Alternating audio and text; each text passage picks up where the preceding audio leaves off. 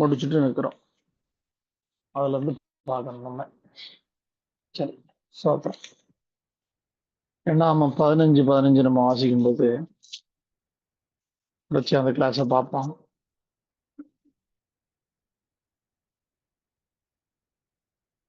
15 சபையாராகிய உங்களுக்கும் உங்களிடத்தில் தங்குகிற அந்நியனுக்கும் ஒரே பிரமாணம் இருக்க வேண்டும் என்பது உங்கள் தலைமுறைகளில் நித்திய கட்டளையா இருக்கிறது.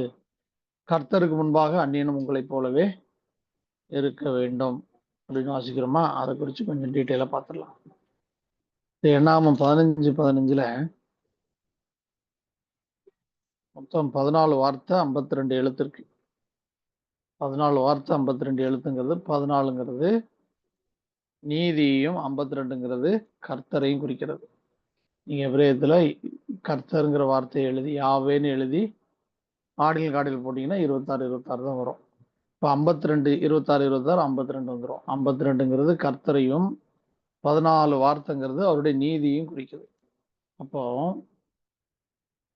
அதாவது யூதர்களுக்கும் அந்நியனுக்கும் அவர்களிடத்தில் தங்குகிற அந்நியனுக்கும் ஒரே பிரமாணம் இருக்க வேண்டும் என்பது உங்கள் தலைமுறைகள் தோறும் நித்திய கட்டளையா இருக்க கடவுது. கர்த்தருக்கு முன்பாக அந்நியனும் உங்களைப் போலவே இருக்க வேண்டும். இது யாருடைய நீதியா இருக்கு?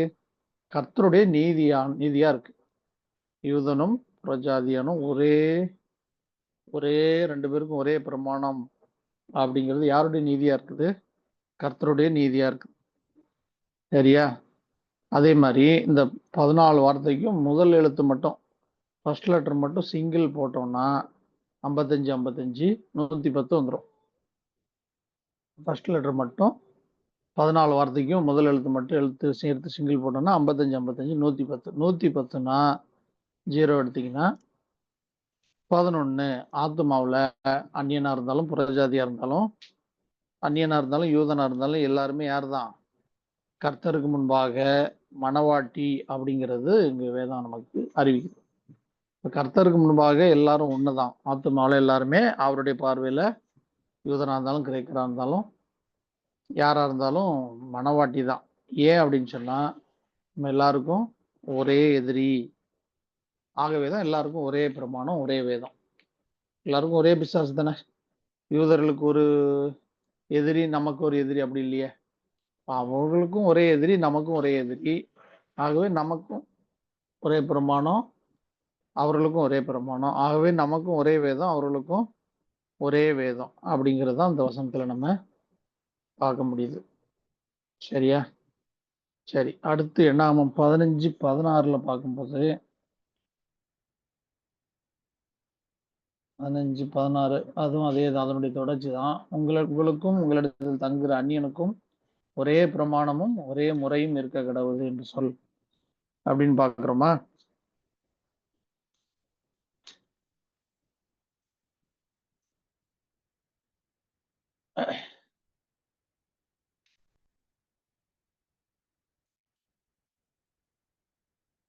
எண்ணாமம் 15 16 அதுக்கு அந்த வசனத்துக்கு நீங்க 9 வார்த்தை 33 எழுத்து. எண்ணாமம் 15 16 மொத்தம் 9 வார்த்தை 33 எழுத்து. அதுல அது அந்த 9 வார்த்தைக்கு முதல் எழுத்து எடுத்து சிங்கிள் மட்டும் போட்டீங்கன்னா அதுக்கு 28 56 சிங்கிள். அதுக்கு ஃபர்ஸ்ட் லெட்டருக்கு சிங்கிள் மட்டும் 28 56. இப்போ 5 + 6 56ங்கிறது 5 + 6 11 மணவாட்டி. இந்த வசனமும் அதே தான் நமக்கு சொல்லுது. உங்களுக்கும் உங்களிடத்தில் தங்குகிற அந்நியனுக்கும் ஒரே பிரமாணமும் ஒரே முறைமையும் இருக்க வேண்டும், இருக்க கடவுது. ஏன் இருக்க கடவுது? எல்லாருமே உங்களுடைய ஆத்மா எப்படி மனவாட்டியா இருக்கோ அதே மாதிரி அவங்களுடைய ஆத்மாவும் எனக்கு முன்பாக மனவாட்டியா தான் இருக்கு. ஆகவே 2 பேருக்கும் ஒரே முறையும் ஒரே பிரமாணமும் இருக்க கடவுது அப்படிங்கிறது சொல்றாரு. இப்போ எண்ணாமம் 15 16 2 வசனத்தையும் அதனுடைய ஆடில் காடில் நம்ம கூட்டினோம்னா, அதான் சிங்கிள் வேல்யூ மொத்தமா கூட்டினோம்னா எண்ணாமம் 15 16 2 வசனத்துக்கு சேர்த்து எழுதிக்கிங்க. நாம 15 வந்து சிங்கிள் வந்து 215 188. 215, 188. 16வது வசனத்துக்கு 129, 129 சிங்கிள். 215, 129 கூட்டிருங்க. அதே மாதிரி 188, 129 2 வசனத்துக்கும் கூட்டும் போது 344, 317 ஆன்சர் வரும். 344, 317, 344, 317 2 வசனத்துக்கும் சிங்கிள் டோட்டல். அந்த 344 3 + 4 + 4 11, 3 + 1 + 7 11, 11 11 தான். ஆத்துமால கர்த்தருக்கு முன்பாக அந்நியனும் யூதனும் ஒரே கேட்டகரியில தான் வராங்க. மணவாட்டி, அவர் மணவாளன், நாம மணவாட்டி அப்படிங்கிற கேட்டகரியில தான் உள்ள வர்றாங்க. நீங்க 344 317 கூட்டினீங்கன்னா 661, 661, 660. 344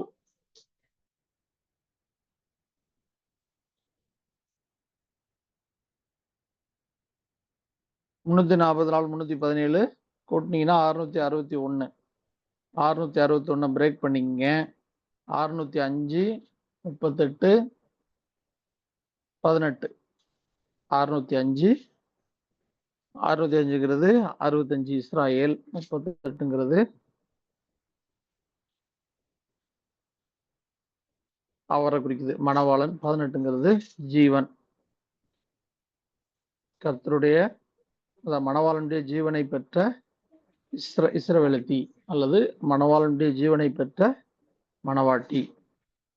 2 வசனத்துக்கும் சிங்கிள் டு சிங்கிள் கூட்டினீங்கன்னா முதல் வசனத்துக்கு சிங்கிள் டு சிங்கிள் 71 71, 16வது வசனத்துக்கு 39 39, 71 39, 71 39 கூட்டிருங்க. 110 110 வரும். 110 110ங்கிறது ஆலயம் தோராவுடைய மதிப்பு. 110 110 220ங்கிறது ஆலயத்தையும் தோராவையும் குறிக்கும். இது ஆபிரகாமுடைய ஆசீர்வாதத்தை குறிக்கிற காரியம். இப்போ ஆபிரகாமுடைய ஆசீர்வாதம் யூதர்களுக்கும் அந்நியர்களுக்கும் ஒரே ஒண்ணுதான், ஒரே பிரமாணம், ஒரே வேதம் தான். அது வந்து யூதர்களுக்கும் புறஜாதிகளுக்கும் மாறாது அப்படிங்கிறது தான் அந்த வசனம் நமக்கு குறிக்குது. சரியா? அவங்களுக்கும் ஆலயம் தோரா சேம் தான், நமக்கும் ஆலயம் தோரா ஒண்ணுதான். இந்த 2 வசனத்துக்கும் ஃபர்ஸ்ட் லெட்டர் மட்டும் சிங்கிள் 2 வசனத்துக்கும் கூட்டினா அதுக்கு வந்து 55 55, 15 வசனத்துக்கு 16க்கு 28 28 ரெண்டையும் கூட்டினீங்கன்னா 83 83, 83 83. 83 வந்து காலா, அதாவது மணவாட்டியும், இன்னொரு 83 கர்த்தரோடு கூட நடக்கிறதையும் குறிக்குது. கர்த்தரோடு கூட நடக்கிற மணவாட்டியை குறிக்குது. 2 பேர் யூதனா இருந்தாலும் அந்நியனா இருந்தாலும் கர்த்தரோடு கூட நடக்கிற மணவாட்டி, அவருக்கு முன்பாக 2 பேரும் சேம் தான், ஒண்ணுதான். இப்படி அவருக்கு முன்பாக நம்ம நடக்கிறதுக்கு நமக்கு ஒரே பிரமாணம், ஒரே வேதம் தான். சரியா? அதுதான் இந்த வசனம் நமக்கு அறிவிக்கிற காரியம். இந்த எண்ணாகமம் 15 16ல முதல் 4 வார்த்தையை மட்டும் நம்ம தனியா எடுத்தோம்னா, எண்ணாகமம் 15 16ல முதல் 4 வார்த்தையை மட்டும் தனியா எடுத்தா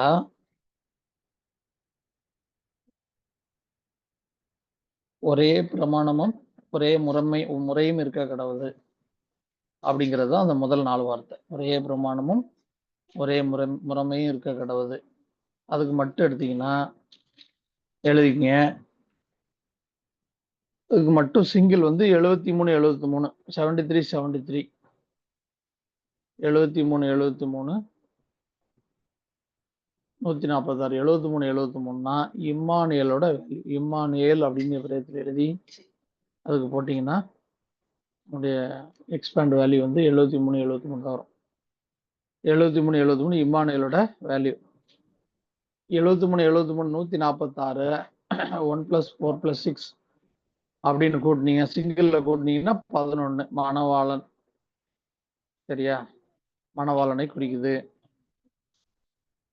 சிங்கிள் டு சிங்கிள் வந்து இந்த முதல் 4 வார்த்தைக்கும் 19 19 38, அவர் பாதி நாம பாதி. அவர் தலை, நாம சரீரத்தை குறிக்குது. இந்த 4 வார்த்தைக்கும் ஃபர்ஸ்ட் லெட்டர் மட்டும் சிங்கிள் போட்டோம்னா 12 12 4 வார்த்தையும் முதல் எழுத்து ஃபர்ஸ்ட் லெட்டர் சிங்கிள்.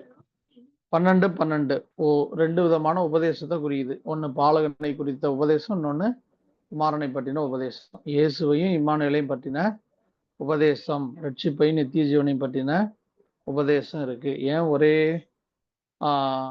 ஒரே பிரமாணமும் ஒரே இது முறைமை அப்படின்னா, ஒரே வேதம், ஒரே தோரா, ஒரே கட்டளைகள். சரியா? நமக்கும் யூதர்களுக்கும் ஒரே தோரா தான், ஒரே பிரமாணம் தான். நம்ம மொழி மாற்றம் பண்ணி படிக்கிறது தவறில்ல. ஆனா அதுலயே நம்ம நின்று விடுறது தவறு. மேலான நிலைக்கு நம்ம போகணும்னா உள்ளதை உள்ளபடியே அறிந்து கொள்ளணும், உள்ளதை உள்ளபடியே பேசணும்னா கர்த்தர் கொடுத்த மொழியில தான் நம்ம அதை புரிஞ்சு கொள்ள முடியும். சரியா? அதனாலதான் நம்ம எபிரேயத்துல வேதத்தை ஆராய்ஞ்சு பார்க்கிறோம். கொடுத்த பிரகாரம் எடுத்துக்கிறதுக்காக தான். சரியா?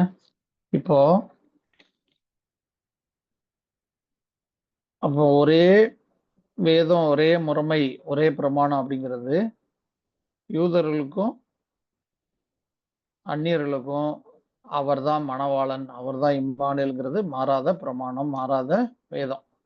அவர் தலை, நாம சரீரம் அப்படிங்கிறது நமக்கு மாறாது, அவங்களுக்கும் மாறாது. இயேசுவை பற்றிய உபதேசமும் குமாரனை பற்றின உபதேசம், அதாவது ரட்சிப்பை பற்றின உபதேசமும் நித்திய ஜீவனை பற்றின உபதேசமும் நமக்கும் சேம் தான், அவங்களுக்கும் சேம் தான், மாறவே மாறாது. சரியா? அதை எழுதிங்க, அதான் மெயின். லேவியராமம் 24 22 ஒருத்தர் வாசிங்க. லேவியராமத்துல 24 22.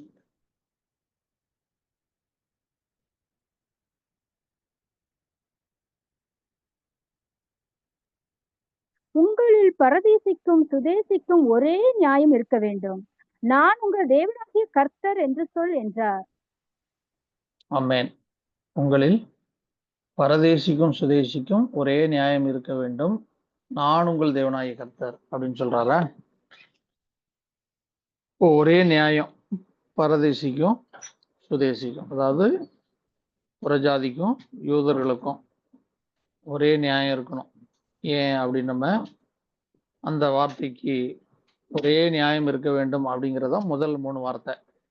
இந்த முதல் 3 வார்த்தையை தனியா சிங்கிள் மட்டும் போட்டோம்னா எழுதிக்கங்க. லேவியராமம் 24 22ல சிங்கிள் முதல் 3 வார்த்தை ஒரே நியாயம் இருக்க வேண்டும்ங்கிறது தான் முதல் 3 வார்த்தை. Single 49 49, single to single 13 13. 49 49, 4 + 9 13, 4 + 9 13 13 தான். சிங்கிள் டு சிங்கிளும் 13 13 26, அதாவது இஸ்ராயலை குறிக்கிறது. ஒரே நியாயம் இருக்கணும். யாருக்கு? அது ஆவிக்குரிய இஸ்ரவேலத்தி, புறஜாதியா இருந்தாலும் யூதனா இருந்தாலும் ஒரே நியாயம்தான். ஏன் இஸ்ராயல்னா இப்ரேயத்துல கர்த்தருடைய சாயல் அப்படிங்கிற, நீங்க கர்த்தருக்கும் பண்ணீங்க, அதுக்கும் இஸ்ராயல் எழுதி எக்ஸ்பேண்ட் பண்ணீங்கன்னா 26 வந்துடும். அப்ப இஸ்ராயல் அப்படிங்கிற வார்த்தை எதற்காக அப்படின்னா கர்த்தருடைய சாயல் தான் இஸ்ராயல். அப்போ ஏன் ஒரே நியாயம்னு சொன்னா 2 பேருமே சுதேசியும் பரதேசியும் கர்த்தருடைய சாயலுக்காக தான் கர்த்தர் தெரிந்து கொண்டிருக்கிறாரு. ஆகவேதான் 2 பேருக்கும் ஒரே நியாயம். இஸ்ராயல் அப்படின்னா கர்த்தருடைய சாயல்னு போட்டுக்கங்க. 13 13 தான் இதனுடைய, 26 தான் இதனுடைய கான்செப்ட். நீங்க அந்த 3 வார்த்தைக்கும் ஃபர்ஸ்ட் லெட்டர் மட்டும் சிங்கிள் போட்டீங்கன்னா 6 6 12 வரும். சரியா? 6 6 12 உபதேசம், ஆவிக்குரிய, அதாவது இஸ்ரவேலத்திய பற்றின, இஸ்ராயலை பற்றின உபதேசம் உள்ள இருக்கு. அதனாலதான் ஒரே நியாயம். அடுத்த 8 வார்த்தை லேவியராம இதய வசனத்துல அடுத்த 8 வார்த்தை எதை குறிக்குது அப்படின்னா, உங்களில் பரதேசிக்கும் சுதேசிக்கும் அப்படிங்கிறதும், நான் உங்கள் தேவனாகிய கர்த்தர் அப்படிங்கிறது தான் அடுத்த 8 வார்த்தை. அதை ரெண்டா பிரிச்சு பார்க்கணும். அதாவது உங்கள் பரதேசிக்கும் சுதேசிக்கும் 2 பேருக்குமே நான் தான் உங்கள் தேவனாகிய கர்த்தர். இந்த வசனம் தான் அடுத்த 8 வார்த்தை. இதுக்கு சிங்கிள் போட்டீங்கன்னா 91 91 எழுதிக்கங்க. 91 91 182 91 91 182 1 + 8 + 2 11 181ங்கிறது 11. மணவாளன் தான் 2 பேருக்குமே பரதேசிக்கும் சுதேசிக்கும் கர்த்தர். இந்த சிங்கிள் டு சிங்கிள் போட்டீங்கன்னா 46 46 92 யெஷுவா இயேசு. இந்த மணவாளன் தான் இயேசுவா வெளிப்பட்டவர்.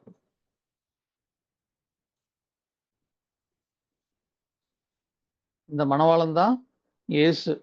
46 46 92 சிங்கிள் டு சிங்கிள் இயேசு. சரியா? இயேசுவே கர்த்தர் அப்படின்னு அதனாலதான் பவுல் சொல்றார். இந்த இயேசுவே ஆவியா இருக்கிற கர்த்தர், இந்த இயேசுவே வார்த்தையாகிய கர்த்தர், இந்த இயேசுவே வார்த்தையாகிய மணவாளன் அப்படின்ட்டு பரிசுத்த ஆவி இல்லாம ஒருத்தரும் சொல்ல முடியாது. அவருடைய ஆவி இல்லாதவன் அவருடைய ஆவி இல்லாதவன் அவருடைய ரட்சிப்பின் அனுபவத்தை புரிந்து கொள்ள முடியாது. அவருடைய சுவாபத்தை பற்றி புரிந்து கொள்ள முடியாது. அவருடைய ஆவி இல்லாதவன் அவரை பற்றி பேசினா அது நம்பிக்கை விசுவாசம், அதாவது நம்பிக்கையின் அடிப்படையில பேசலாம். ஆனா அனுபவத்தின் அடிப்படையில பேச முடியாது, உறவின் அடிப்படையில பேச முடியாது.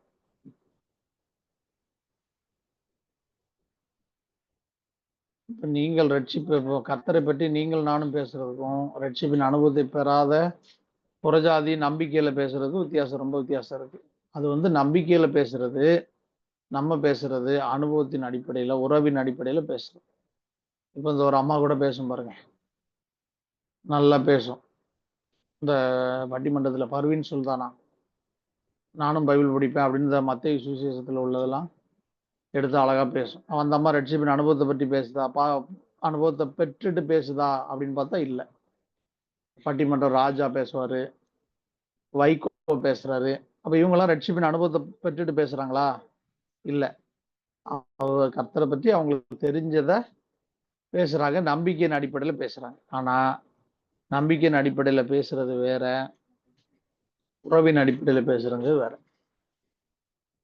நீங்க மத்தேயு, மார்க், லூக்கா, யோவான்ல பேசுறதெல்லாம் கர்த்தராகிய இயேசு கிறிஸ்து மரிப்பதற்கு முன்பதாக பேசினது. நீங்க கர்த்தராகிய இயேசு கிறிஸ்து உயிர்த்தெழுந்த பின்பு பேசினதை நீங்க ஆராய்ந்து பார்க்கணும்னா திருச்சபைக்கு போதிக்க வேண்டியது வெளிப்படுத்தின விசேஷத்துல தான் ஆரம்பிக்கணும். மத்தேயு, மார்க், லூக்கா, யோவான் அவரை பற்றின சுவிசேஷம், நற்செய்தி. சரியா? ஆனா உயிர்த்தெழுந்த பின்பு பேசுனது எல்லாமே சபைக்கு பேசுனது வெளிப்படுத்தின விசேஷத்துல தான் இருக்கு. வெளிப்படுத்தின விசேஷத்துல தான் சபைக்கு பேசுறோம், ரட்சிக்கப்பட்ட ஜனங்களுக்கு. ஆனா நம்ம இந்த இத மத்தேயு, மார்க், லூக்கால் எடுத்து பேசணும்னே அடாடா அழகா, ரொம்ப அழகா ஆண்டவரை பத்தி பேசுறாங்களே நினைச்சிடக்கூடாது. அதெல்லாம் ரட்சிப்பின் அனுபவம் இல்லாம பேசுறது. அவங்களுக்கு நம்பிக்கை வேற, ஆத்ம நம்பிக்கை வேற, ஆனா ஆண்டவரை பத்தி பேசுவாங்க. ஆனா அது நிமித்தம் அவங்க நித்தியத்துக்கு போக முடியுமா அப்படின்னு கேட்டா அது முடியாத காரியம். அங்க போகும்போது ஆத்மாவை தராசுல நிறுத்து பார்ப்பாரு. இது எனக்கு பிரியமான மனவாட்டியா, வேதத்தின் அடிப்படையில, உபதேசத்தின் அடிப்படையில, பிரமாணத்தின் அடிப்படையில எனக்கு தகுதியா இருந்ததா அப்படின்னு தான் ஜட்ஜ் பண்ணுவார், நியாயந்திருப்பாரு. அங்க போகும்போது நம்ம வாயில சுட்ட வடையெல்லாம் கர்த்தரை ஏற்றுக்கொள்ள மாட்டார். நம்ம வாயில ஆண்டவரை பேசலாம், நம்பிக்கையில பேசலாம், ஆனா இதெல்லாம் ஆண்டவரை ஏற்றுக்கொள்ள மாட்டார். அவருடைய பிரமாணத்தின்படி இருந்தாதான், ஜலத்தினாலும் ஆவியினாலும் மறுபடியும் பிறவாவிட்டால் என்னுடைய ராஜ்யத்தை சுதந்திரிக்க மாட்டார். அந்த அந்த அனுபவத்துக்குள்ள உள்ள வந்தாதான், அந்த அனுபவத்துக்குள்ள உள்ள வந்து அடுத்து சத்தியத்தை கை கொண்டாதான், சத்தியத்தை அறிவீர்கள், சத்தியம் உங்களை விடுதலையாகும். சத்தியத்தை கை கொண்டு ஜெயம் பெற்றாதான் உள்ள போக முடியும். இந்த ப்ராசஸுக்குள்ள போகாம ஆண்டவரை நம்பிக்கையில பேசுறதுனாலயோ, இல்ல ஆண்டவர் அன்புள்ளவர், எல்லாரையும் நேசிக்க சொல்லியிருக்காரு அப்படின்னு அறிஞ்சிருக்கிறதுனாலயோ நித்தியத்துக்கு போக முடியாது. நமக்கு வசனம் தெரிஞ்சிருக்கிறதுனால நித்தியத்துக்கு போக முடியாது.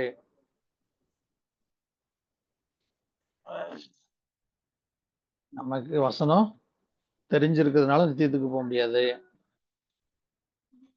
ஆண்டவர் என்ன பார்ப்பாரு? ரட்சிப்பின் அனுபவம் ஜலத்தினால் ஆவினாலும் மறுபடியும் பிறந்திருக்கிறதுனால நித்தியத்துக்கு போக முடியுமான்னு கேட்டா அதுவும் முடியாது. ஆண்டவர் என்ன பார்க்கிறாருங்கிறது நமக்கு புரியணும். பரலோகத்தில் இருக்கிற பிதாவின் சித்தத்தின்படி செய்திருக்கிறாயான்னு பார்ப்பார். சித்தத்தின்படி செய்திருந்தால் தான் அங்கே ஏற்றுக்கொள்வது, இல்லைன்னா ரிஜெக்டட் தான். சரியா? அப்ப நல்லா புரிஞ்சு கொள்ளுங்க. உங்கள் பரதேசிக்கும் சுதேசிக்கும் ஒரே கர்த்தர், நான் தான் உங்கள் தேவனாய கர்த்தர்ன்னு சொல்றாரு. ஏன் சொல்றாருன்னா, அவர் தான் ஆத்மாவுக்கு மணவாளன் அப்படின்னு புதிய ஏற்பாட்டுல 4 சுவிசேஷத்துல சொல்லல, அல்லது வேதத்துல ஏதோ ஒரு இடத்துல சொல்லல. ஆதியாகமம் 1:1 அதைத்தான் சொல்லுது. வானத்தையும் பூமியும் படைத்த கர்த்தர், நான் தான் உங்கள் ஆத்ம மணவாளன். என்னுடைய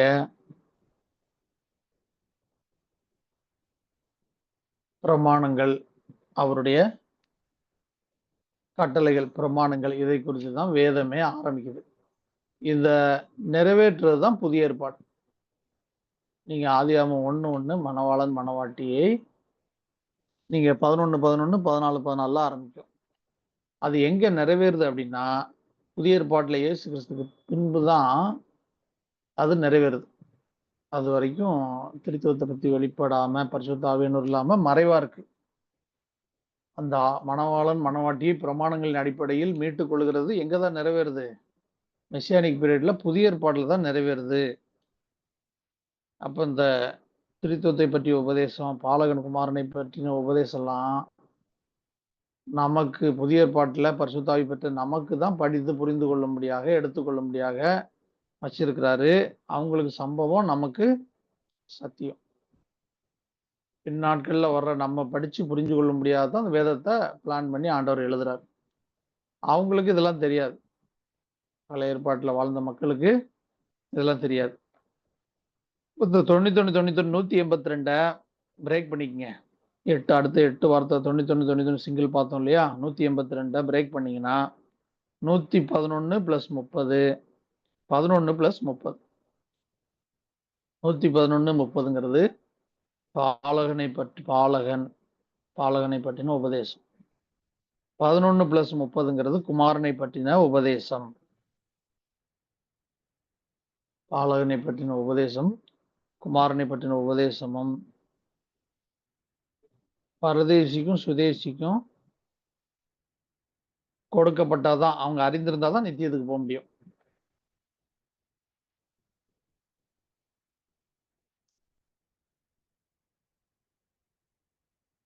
நீங்க இந்த கிறிஸ்தவ மண்டலத்துல சொல்ற மாதிரி நித்திய ஜீவனுக்கு போறதுங்கிறது அப்படியே லேசா லகுவா போயிடலாம் நினைக்காதீங்க.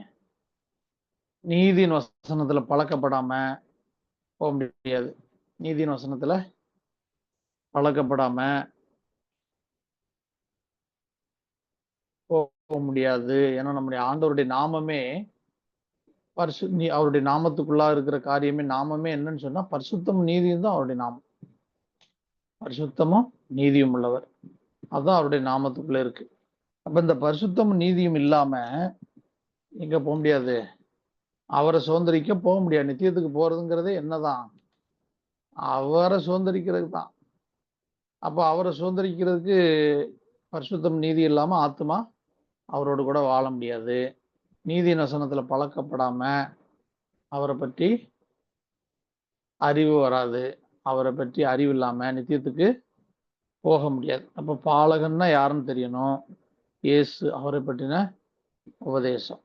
குமாரன்னா யாருன்னு தெரியணும். மணவாளன், அவரை பற்றின உபதேசம். இது ரெண்டும் நமக்கு வேணும் ஆத்மாவுக்கு. இப்ப இந்த 8 வார்த்தைக்கும் கடைசி அடுத்த 8 வார்த்தைக்கும் ஃபர்ஸ்ட் லெட்டர் மட்டும் சிங்கிள் போட்டிங்கன்னா 13 13 26 வந்துடும். கர்த்தர் யாவேன்னு போட்டு 13 13 26 கர்த்தர். அதாவது பரதேசிக்கும் யார் தான்? கர்த்தர் தான் ஆண்டவர். சுதேசிக்கும் கர்த்தர் தான் தேவன்.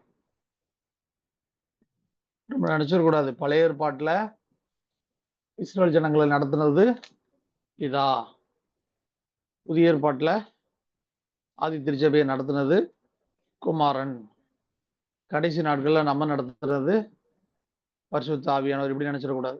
அப்படி அல்ல. வேதத்துல ஒரே கர்த்தர் தான். அதாவது இயேசு சொல்றாருல, நீங்கள் யார் என்று சொல்லுவீர்கள்? ஆதி முதலாய் உங்களுக்கு சொல்லி இருக்கிறோம் நான் தான் சொல்றாருல. அது என்ன சொல்றாருன்னா யூதர்கள்ட்ட, ஆதி ஆமம் 1:1 பெரேஷித்துல சொல்லப்பட்டவர் நான் தாங்கிறார். அப்ப நல்லா புரிந்து கொள்ளணும், எகிப்திலிருந்து அவர்களை விடுதலை ஆக்குனதும் கர்த்தர் தான். இந்த கர்த்தர் தான் ஆவியா இருக்கிற கர்த்தர். அவர் தான் மாம்சத்துல வெளிப்பட்ட இயேசு கிறிஸ்து. அவர் தான் உயிர் தெழுந்த பின்பு ஆவியா இருக்கிறவரும் அவர் தான். அவர் தான் வேதம் சொல்லுது, ஐ அந்த எலஃபண்டவ், நானே வார்த்தையாகிய தேவன் சொல்லு. நல்லா புரிந்து கொள்ளணும். எல்லாரும் யார் தான்? 3 பேருமே ஒருவர் தான். திருத்துவத்துல குமாரனுக்கு ஒரு கல்யாணம் பண்ண ஒரு ஆத்ம ஜோடியை உருவாக்கணும். இதற்காக தான் மேல் ஃபீமேலா நம்மள ஃபீமேலா உருவாக்குறாரு. கர்த்தரை மேல், அதாவது கர்த்தர் ஆத்மாவில மேல் ஆணாகவும் நம்மை பெண்ணாகவும் காண்பிக்குது. சரியா? இல்லைன்னா திருத்துவத்துல அவங்களுக்குள்ள இருக்கிற உறவு பிதாவும் குமாரனும் பரிசுத்த ஆவியும் சமம். இல்ல ஏன் வேதம் நமக்கு அவரை குமாரன் காண்பிக்குதுன்னா, அவரை குமாரனுக்கு தான் நம்ம குமாரன் அப்படின்னா தான் நம்ம அவரை என்ன பண்ண முடியும்? ஆத்மா கல்யாணம் பண்ண முடியும்.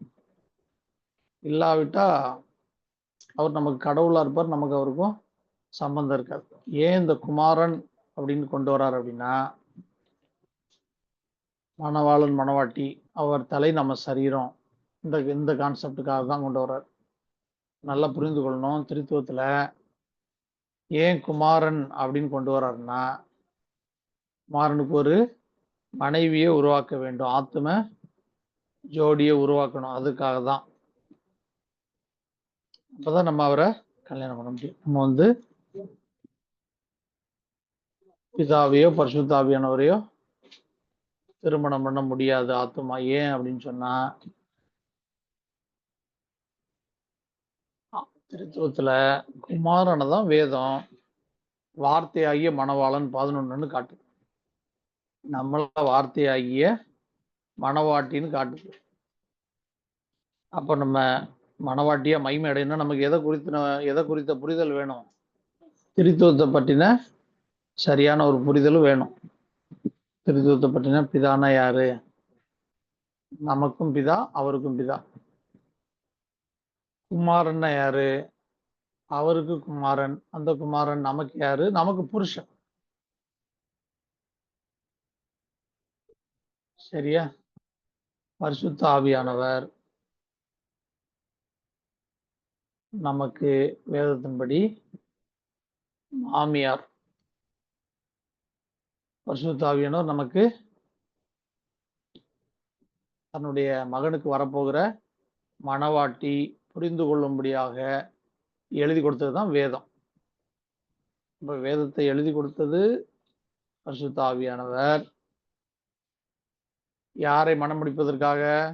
குமாரனை மனம் முடிப்பதற்காக. இந்த திட்டம் யாருடைய திட்டம்? பிதாவினுடைய பிளான். இது தெளிவா நமக்கு புரியணும்.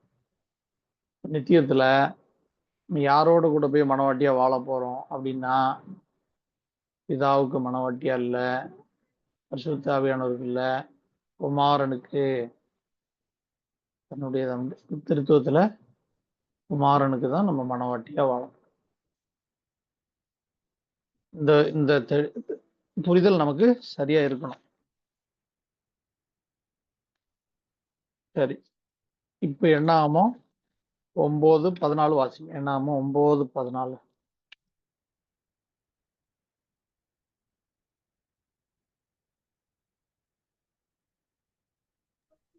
இது பார்த்துட்டோமா? ஒரு நிமிஷம். லேவியராகமம் 12:49 பாத்திரம். லேவியராகமம் சாரி யாத்ராகமம் 12:49 வாசிங்க. யாத்ராகமம் 12.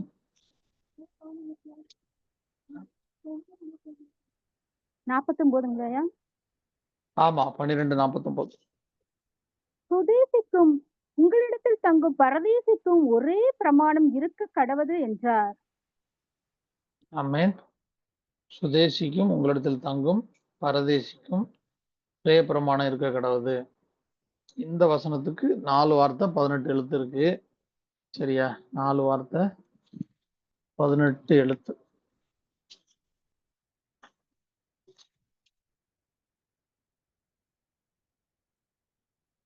இதுக்கு ஃபர்ஸ்ட் லெட்டர் மட்டும் சிங்கிள் போட்டீங்கன்னா 16 16 32 வந்துடும். 4 வார்த்தைக்கு முதல் எழுத்து சிங்கிள் மட்டும் 16 16 32.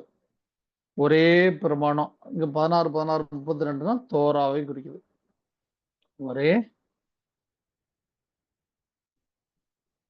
ஒரே வேதம்.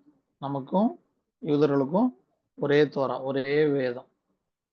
சரியா? Single value 65 65. சிங்கிள் வேல்யூ வந்து இந்த 4 வார்த்தைக்கும் 65 65. 65 65னா 11 11. 6 + 5 11. 6 + 5 11 11. மணவாளன் மணவாட்டி. சிங்கிள் டு சிங்கிள் டைரக்டா 11 11. சிங்கிள் வந்து 65 65. Single to single 11 11. 65 65 130. 130 பிரேக் பண்ணிருங்க. 92 38. 65 65 130. 92 + 38.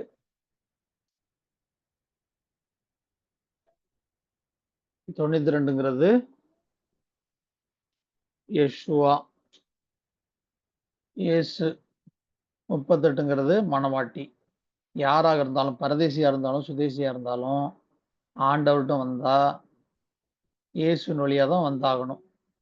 இயேசுவின் வழியா வந்தா, உள்ள வந்தா, சுதேசியா இருந்தாலும் பரதேசியா இருந்தாலும் 2 பேருக்குமே ஒரே பிரமாணம் தான்.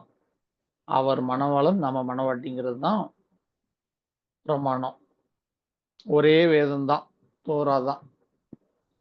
அது ஸ்திரீக்கு புருஷன் தலை, புருஷனுக்கு கிறிஸ்து தலை, கிறிஸ்துவுக்கு தேவன் தலை. வேதத்திற்கு தோரா தலை. நல்லா புரிஞ்சுக்கொள்ளணும்.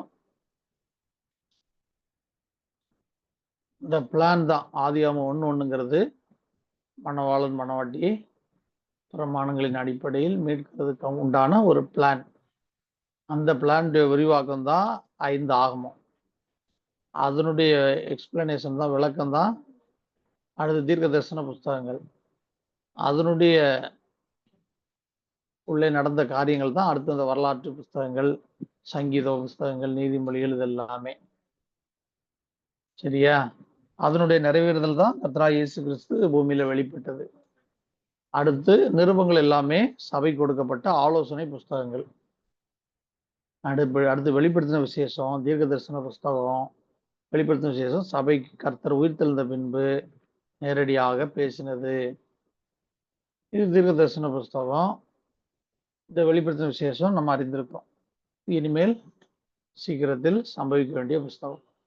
சரியா? இப்போ ஒட்டு மொத்தத்துக்கும் அந்த ஆதியாகமம் 1:1னுடைய பிளானை நிறைவேற்றுறதுக்காக தான் இத்தனை 66 புஸ்தகம். ஆதியாகமம் 1:1னுடைய பிளான் என்ன? மணவாளன் மணவாட்டியை பிரமாணங்களின் அடிப்படையில் மீட்டுக் கொள்ளுகிறது தான் இந்த பிளான். இதுதான் 11 11 14 14 தான் ஆதியாகமம் 1:1 ஆரம்பிக்குது. இது எங்க நிறைவேறுது? வெளிப்படுத்தின விசேஷத்தில் தான் நிறைவேறுது. இந்த மணவாளன் மணவாட்டியை பிரமாணங்களின் அடிப்படையில் மீட்டு ரகசிய வரிகளை சேர்த்துக் கொள்ளுகிறது எங்கதான் நிறைவேறுது? வெளிப்படுத்தும் விசேஷத்துல நிறைவேறுது. இதை நிறைவேற்றுறது தான் அந்த முழு வேதமும். அப்ப இந்த வேதத்துக்கு தலை 5 ஆகமம். ஏன் 5 ஆகமம்? 5ங்கிறது வேதத்துல கர்த்தர், 5ங்கிறது ஹேனா கர்த்தருடைய நாமத்தை குறிக்கிற ஒரே ஒரு எழுத்து ஹே தான் எபிரேயத்துல. வேத இப்போ கிறிஸ்து சபைக்கு தலை, கிறிஸ்துவுக்கு பிதா தலை. ஆனா வேதத்துக்கு எது தலை? தோரா தலை. அப்படின்னா நீங்க வேற மாதிரி நினைச்சிடக்கூடாது. வேதம் தான் அவர் தான் வேதம், அவர் தான் பிரமாணம். சரியா? அப்படின்றதால நம்ம யூதர்களுக்கு கொடுக்கப்பட்ட வேதம் தான் மேலானது, நம்ம படிக்கிற தமிழ் வேதம் தான் குறைவானது அப்படின்னு மீனிங் இப்படி எடுக்கக்கூடாது. நம்ம பண்ணி வச்சிருக்கிறது மொழி மாற்றம் பண்ணி நம்ம படித்து புரிந்து கொள்றதுக்காக மொழி மாற்றம்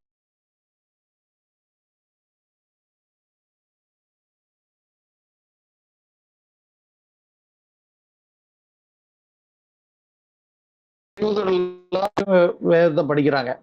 இப்ப அவங்களுக்கு எல்லாமே மறைவால் வெளியரங்கமா இருக்குதா அப்படின்னு பார்த்தா வெளியரங்கமா இல்லை. அவங்களுக்கும் மறைவா தான் வச்சிருக்கிறார் ஆண்டவர். அப்போ வேதத்துல ஆவிக்குரிய மனவாட்டி அல்லது அவரால் தெரிந்து கொள்ளப்பட்ட ரட்சிக்கப்பட்ட ஜனங்கள், அதுல அவரால் உலகத்தோன்றதுக்கு முன்குறிக்கப்பட்டவர்கள், இவர்கள் படித்து புரிந்து கொள்ளும்படியாதான் ஒரிஜினல் வேதத்தையும் வச்சிருக்கிறாரு. எபிரேயம் தெரிஞ்சதுனால எல்லாரும் படித்தா வெளிப்படையா தெரியாது. அப்ப ரட்சிக்கப்பட்ட அல்லது ஆவிக்குரிய மனவாட்டி படித்து புரிந்து கொள்ளும்படியாக வைக்கப்பட்டிருக்கிறது தான் வேதம். அந்த வேதத்தினுடைய முதல் 5 ஆகமம் தான் தோரான்னு சொல்றோம். நமக்கு மொத்தம் 66 புஸ்தகத்துல இருக்கிற மணவாளன் தான் வேதம். 66 புஸ்தகத்துல இருக்கிற மணவாளனை நாம மணவாட்டியாகிய நாம அறியணும். அவரை அறிகிற அறிவு தான் நித்திய ஜீவன். அவரை மாம்சத்தில் அறிகிற அறிவு இல்ல, உயிர் தெழுந்த பின்பு அவர் யாரா இருக்கிறாரு, எப்படிப்பட்டவரா இருக்கிறாரு, எதை விரும்புறாரு அப்படிங்கிற அறிகிற அறிவு. அதுதான் தேவ ஞானம். தேவ ஞானம்னு வேதம் சொல்லு. சரியா? அதுதான் தொடர்ந்து படிச்சுக்கிட்டே வரோம். அப்போ நம்ம இப்போ சுதேசியா இருந்தாலும் பரதேசியா இருந்தாலும் ஒரே பிரமாணம். வேதத்துக்குள்ள இருக்கிற பிரமாணமும் சேம் தான், மாறவே மாறாது.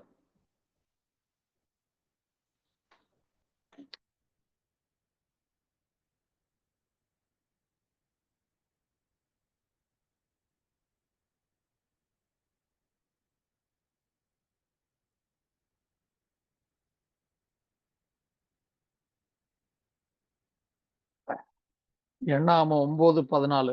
எண்ணாகமம் வாசிட்டோம். அது எண்ணாகமம் 9:14 வாசிங்க.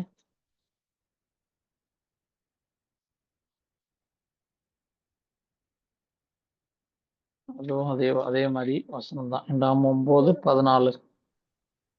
ஒரு பரதேசி உங்களிடத்துல தங்கி கர்த்தருக்கு பஸ்காவை ஆசரிக்க வேண்டுமானால் அவன் அதை பஸ்காவின் கட்டளைப்படியும் அதன் முறைமையின்படியும் ஆசரித்து கடவன். பரதேசிக்கும் சுதேசிக்கும் ஒரே கட்டளை இருக்க வேண்டும் என்று சொல் என்றார். பஸ்கா ஆசரிப்பிலும் பாருங்க, பஸ்காவின் கட்டளையின்படியும் அதன் முறைமையின்படி தான் ஆசரிக்கணும் பரதேசியா இருந்தாலும். ஏன்னா பரதேசிக்கும் சுதேசிக்கும் ஒரே கட்டளை இருக்க வேண்டும்னு ஆண்டவர் சொல்லியிருக்கார். பரதேசிக்கும் சுதேசிக்கும் ஒரே கட்டளை அப்படின்னு சொல்லியிருக்காரா? பஸ்கா ஆசரிக்கிற முறைமையா இருந்தாலும் அதே தான். எண்ணாகமம் 9:14.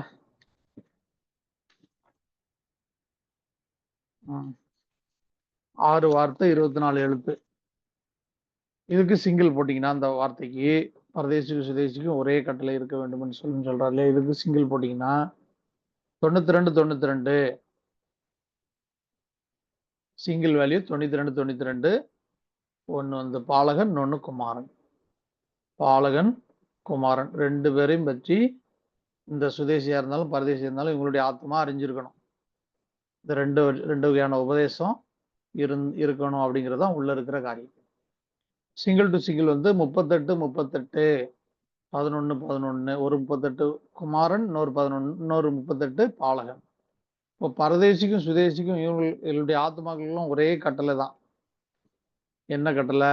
அன்னைக்கு வந்து பஸ்காவை வந்து அடிமைத்தனத்திலிருந்து விடுவித்தது நினைவாக ஆசரிச்சாங்க. நம்ம வந்து நம்ம அடிமைத்தனத்திலிருந்து விடுவிச்சவர் இயேசு, நித்திய ஜீவனை கொடுக்கிறதுக்காக வந்தவர் இம்மானுவேல். இவங்க 2 பேரையும் பற்றின அறிவு நமக்கு இருக்கணும். அவங்க 2 பேரையும் பற்றின அறிவு ஆத்மாவுக்கு உபதேசமா கொடுக்கப்படணும். பாலகன் குமாரனை பற்றின அறிவு உபதேசமா கொடுக்கப்படணும். இது வந்து மாறவே வேதத்துல எங்கேயுமே மாற்றமே கிடையாது. ஆதியாகமத்திலிருந்து பாத்தீங்கன்னா ஒரே சத்தியம் தான். அவர் என் ஆத்ம மணவாளன், நான் அவருடைய ஆத்ம மணவாட்டி. இது வந்து மாறவே மாறல. யூதர்களுக்கும் புறஜாதிக்கும் எந்த இடத்துலையும் மாறல. நாம் கடவுளை ஏற்றுக்கொள்ற வரைக்கும், கர்த்தரை ஏற்றுக்கொள்ற வரைக்கும் நம்ம எப்படி இருக்கிறோம்? பாவிகளா இருந்தோம். இப்போ ஏற்றுக்கொண்டதுக்கு அப்புறம் வேதம் நம்மளை மணவாட்டியா காண்பிக்கும். இதை ஏற்றுக்கொண்டு ரட்சிப்பை பெற்றுக்கொண்டு உறவின் அடிப்படையில் உள்ள வந்துட்டீங்கன்னா, சபைக்குள்ள வந்துட்டீங்கன்னா, உங்கள் ஆத்மாவுக்கு அவர் தான் புருஷன். ஆணா இருந்தாலும் பெண்ணா இருந்தாலும் அவர் தான் மணவாளன். இப்ப ரட்சிப்பை கொடுத்தது நமக்கு இயேசு ரட்சகர். இன்னொன்னு நித்திய ஜீவனை கொடுக்கிறது குமாரன் இம்மானுவேல். தான் நம்ம ஏசாயா 9:6 தெளிவா வாசிக்கிறோம். நமக்கு ஒரு பாலகன் பிறந்தார், நமக்கு ஒரு குமாரன் கொடுக்கப்பட்டார். பாலகன் குமாரன் அங்க பிரிச்சு காண்பிக்கப்பட்டிருக்கும். நமக்கு ஒரு பாலகன் பிறந்தார், அவர் இயேசு. நமக்கு ஒரு குமாரன் கொடுக்கப்பட்டார், அவர் யாரு? இம்மானுவேல். அதான் நீங்க மோசையை பற்றி, மோசே வந்து கர்த்தாவே உம்முடைய மகிமையை நான் பார்க்க வேண்டும் அப்படின்னு சொல்லுவார் தெரியுங்களா? உம்முடைய மகிமையை எனக்கு காண்பின்னு சொல்லுவார். அந்த இடத்துல பாத்தீங்கன்னா கர்த்தர் கண்மலையின் மீது நின்று கொண்டு தம்முடைய கரத்தினால் அவனை மூடி கடந்து போகிற போது நான் கர்த்தர் கர்த்தர்னு 2 தடவை சொல்லுவார். 2 தடவை சொன்னா நீங்க புரிஞ்சுக்கொள்ளணும், முக்கியமான காரியம். எதையோ சொல்ல வர்றாரு. ஏன் 2 தடவை கர்த்தர் கர்த்தர்னு சொல்றாருன்னா, கர்த்தர் 2 பகுதியா இருக்கிறாரு. ஒண்ணு இயேசு, இன்னொன்னு இம்மானுவேல் அப்படிங்கிறத உறுதிப்படுத்துறதுக்கு தான். அந்த வசனம் யாராவது எடுத்தா வாசிக்கிறீங்களா? மோசே வந்து கர்த்தரை அப்படியே மகிமையை காண வேண்டும்னு கேட்பாரு. கேட்கும்போது கர்த்தர் வந்து மகிமைக்குள்ள மூடி மேகத்தின் மேல் கடந்து போகிற போது நான் கர்த்தர் கர்த்தர் அப்படின்னு சொல்லிட்டு தான் அந்த கடந்து போவார் வார்த்தை. அது யாராவது அதிகாரம் வசனம் சொல்லிட்டு தெரிஞ்சா வாசிங்க. யாத்ராகமம் 34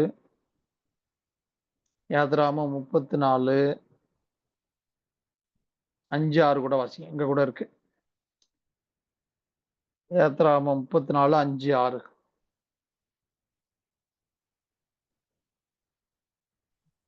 கர்த்தர் ஒரு வாசிங்க. மேகத்தில் யாத்ராகமம். இறங்கி அங்கே அவன் அருகே நின்று கர்த்தருடைய நாமத்தை கூறினார். கர்த்தர் அவனுக்கு முன்பாக கடந்து போகிற போது அவர் கர்த்தர் கர்த்தர், இரக்கமும் கிருபையும் நீடிய சாந்தமும் மகா தயவும் சத்தியமும் உள்ள தேவன். ஆமென். சரியா? கர்த்தர் அவனுக்கு முன்பாக கடந்து போகிற போது அவர் கர்த்தர் கர்த்தர். ஏன் 2 வாட்டி சொல்றாருன்னா, கர்த்தர் யாரா இருக்கிறாரு? இயேசுவும் அவர் தான். அந்த கர்த்தர் தான் இம்மானுவேலும் அவர் தான். அதான் பாலகன் குமாரனா அவரை அறியணும். ஆத்மாவுக்கு பாலகனை பற்றின உபதேசம் கொடுக்கப்படணும், இம்மானுவேலை பற்றின உபதேசம். இயேசு வந்து சிலுவையிலேயே பார்த்துட்டு ரொம்ப அன்பானவர், கோவப்படவே மாட்டார் போல் தெரியுது அப்படின்ற மாதிரி புரிஞ்சுக்க கூடாது. இன்னைக்கு கிறிஸ்தவத்துல அப்படிதான் புரிஞ்சுக்கிறாங்க. ரொம்ப இரக்கமுள்ளவருங்க, எப்படியாவது நம்மளை வந்து மன்னிச்சு நியாயம் தீர்க்க மாட்டாரு, நரகத்துல தள்ள மாட்டார், சேர்த்துக்குவாருங்க. இந்த நீடிய சாந்தம்னு இருக்குல்ல, நீடிய பொறுமை நீடிய சாந்தம், அந்த வார்த்தை வந்து எபிரேயத்துல எப்படி இருக்குன்னா தாமதமாய் கோபப்படுபவர்னு இருக்கு. அதாவது கோபம் வரும், ஆனா கண்டிப்பா கோபம் வரும், ஆனால் தாமதமாய் கோபிப்பவர் அல்லது தாமதமாய் கோபப்படுபவர் அப்படிங்கிற அர்த்தத்தில் தான் இருக்கு. இப்ப நம்ம நினைச்சிடக்கூடாது கர்த்தர் வந்து சிலுவையில அன்பாய் வெளி தொங்குனதுனால கோபமே பட மாட்டாரு, எல்லாத்தையும் மன்னிச்சிடுவாரு அப்படின்னு நினைக்க கூடாது. கோபம் வரும், தாமதமாய் வரும், கண்டிப்பா வரும். கோபப்படுவோங்கிற அர்த்தம் தான் நீடிய சாந்தமும் அப்படிங்கிற வார்த்தை. சரியா? அதனால அந்த ஆவின் கனியில ஒன்றும் நீடிய பொறுமை உள்ளவர், நீடிய பொறுமை அதெல்லாம் இருக்குல்ல நமக்கு. நீடிய பொறுமைன்னா நீங்க புரிஞ்சுக்கொள்ளணும். தாமதிக்கிறதுக்கு, அதாவது கோபப்படுவதற்கு தாமதிக்கின்றவர்னு அர்த்தம். சரியா? அவர் இரக்கமுள்ளவர், அதே நேரத்துல நீதியுள்ள நியாயாதிபதி. அவர் நியாயந்திருக்கும் போது ஒருவனும் குற்றப்படுத்த முடியாதபடி இருக்கும். அப்படிப்பட்ட நீதி உள்ளவர். அப்படித்தான் வேதம் அவரை காண்பிக்குது. அதனால நியாயந்திருக்கும் போது அவரை பிசாசும் குற்றப்படுத்த முடியாது, ஜனங்களாகிய நீங்கள் நானும் யாருமே குற்றப்படுத்த முடியாது, அந்த ஆத்மாவும் குற்றப்படுத்த முடியாது. அப்படிப்பட்ட நீதி உள்ளவர். அப்போ இயேசுவை நம்ம எப்படி புரிஞ்சு கொள்ளணும்? பாலகன் குமாரனாக. கர்த்தர் கர்த்தர் அப்படின்னா இயேசு இம்மானுவேல் அப்படின்னு அவரை நம்ம அறியணும்.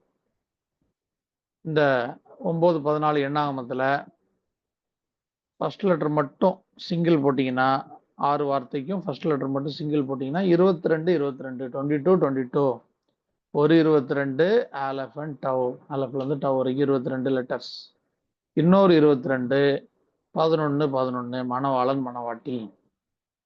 ஏன் பரதேசிக்கும் சுதேசிக்கும் ஒரே கட்டளைன்னு சொல்றாருன்னா, அவர் தான் எல்லாருக்கும் வார்த்தையாகிய தேவன். அவர் தான் இவங்க ஆத்மாவுக்கு மணவாளன், சுதேசியா இருந்தாலும் பரதேசியா இருந்தாலும், யூதனா இருந்தாலும் புறஜாதியா இருந்தாலும், அவர்கள் ஆத்மாவுக்கு மணவாட்டியும் அவர் தான். அதனாலதான் ஒரே கட்டளை அப்படிங்கிறத புரிஞ்சு கொள்ளுங்க. சரியா? எல்லாரும் நித்தியத்துல போகும்போது சுதேசி பரதேசி எல்லாரும் ஒரே சரீரத்துக்குள்ளாக தான் போறோம். எப்படி போறோம்? அவன் யூதன்றதால ஸ்பெஷல் கிளாஸ், நம்ம ஆர்டினரி கிளாஸ். அவன் இப்போ யூதன்றதால சொந்த ஜனன்றதால அவன் பிசினஸ் கிளாஸ், நம்ம ஆர்டினரி கிளாஸ். அப்படி கிடையாது. 2 பேருமே என்னதான்? ஒரே சரீரத்துக்குள்ளாக தான். அதை குறித்து நம்ம தெளிவா புதிய ஏற்பாட்டுல நிருபத்துல கூட வசனம் இருக்கு. அந்த வசனம் கூட வாசிச்சிடும். கொலோசியருக்கு வாங்க.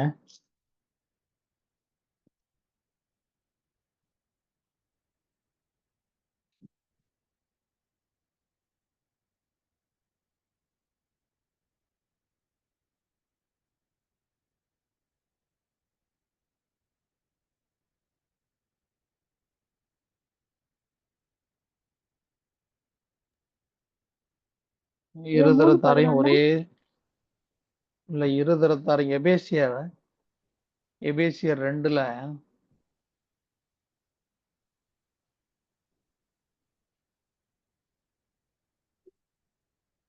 17 வாசி. எபேசியர் 2:17.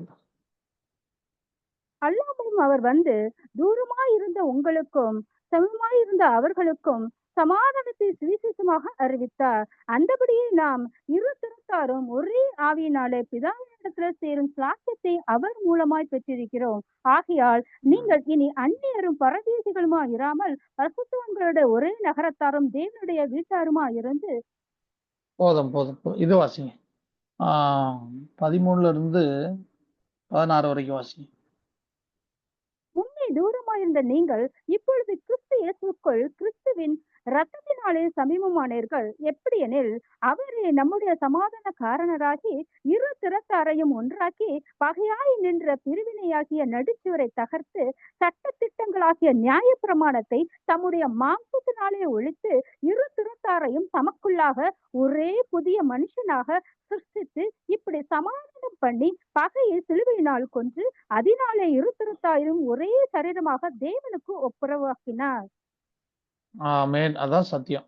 பாருங்க, இருதரத்தாரையும் ஒன்றாக்கிறாரு, இருதரத்தாரையும் தமக்குள்ளாக ஒரே புதிய மனுஷனாக சிருஷ்டித்து. இருதரத்தாரையும் சேர்த்துதான் ஒரே சரீரம்னு சொல்லுது வேதம். இருதரத்தாரையும் தமக்குள்ளாக ஒரே புதிய மனுஷனாக சிருஷ்டித்து இப்படி சமாதானம் பண்ணி பகையை சிலுவையினால் கொண்டு அதனாலே இருதரத்தாரையும் ஒரே சரீரமாக தேவனுக்கு ஒப்புரவாக்கினார். அப்ப இருதரத்தாரை யூதனையும் புறஜாதியும் சேர்த்துதான், பரதேசியும் சுதேசியும் சேர்த்துதான் ஒரே சரீரமாக தேவன் வந்து நித்தியத்துல அவங்களுக்கு தலையாகிய கிறிஸ்துவாக அரசாள போறார், இருக்க போறார். இவங்க சரீரமா, அப்ப யூதனும் புறஜாதியும் சுதேசியும் பரதேசியும் கிறிஸ்துக்குள்ளா ஒரே சரீரத்துக்குள்ள தானே இருக்க போறோம். ஆகவேதான் ஒரே கட்டளை. அவர் 2 பேருக்கு ஏன் ஒரே கட்டளை, ஒரே நியமம், ஒரே முறை, ஒரே பிரமாணம்னா 2 பேரும் சேர்ந்து ஒரே சரீரமா தான் நித்தியத்துல அவருக்குள்ளாக வாசம் பண்ண போறோம். அப்படிதான் ஆண்டவர் முன்குறிச்சிருக்கிறார். சரியா? யூதனை இருதரத்தாரும் ஒரே ஆவியினாலே பிதானத்துல சேர சிலாக்கியத்தை அவர் மூலமாய் பெற்றிருக்கிறோம். இப்படி இருக்க என்ன பண்றது, நம்ம பிரிவினைகள் நமக்குள்ள கிடையாது அப்படிங்கிறது தான் அங்க வந்து சொல்றார். சரியா? நல்லா கிளியரா புரிஞ்சு கொள்ளுங்க. மணவாட்டி அப்படிங்கிறது யூதனா இருந்தாலும் ஆத்துமால அவருக்கு மணவாட்டி தான், புறஜாதியா இருந்தாலும் மணவாட்டி தான், ஆத்துமால எல்லாருமே மணவாட்டி தான். இதுல வந்து மாற்றமே கிடையாது. இதுல என்ன நமக்கு என்ன மேன்மை அப்படின்னு நீங்க பாத்தீங்கன்னா, கடைசி கால சந்ததியில அவரோட உயிரோடு எடுத்துக்கொள்ளப்படுகிறவர்கள் தான் விசேஷித்தவர்கள் அல்லது மேன்மையான சிலாக்கியத்துக்கு உரியவர்கள். அதுலதான் மாறுபடுது. அப்படி ஆத்துமால நமக்கும் அவங்களுக்கும் எந்த வித்தியாசமும் இல்லை. மணவாட்டிங்கிற ஸ்தானம் தான். அதுல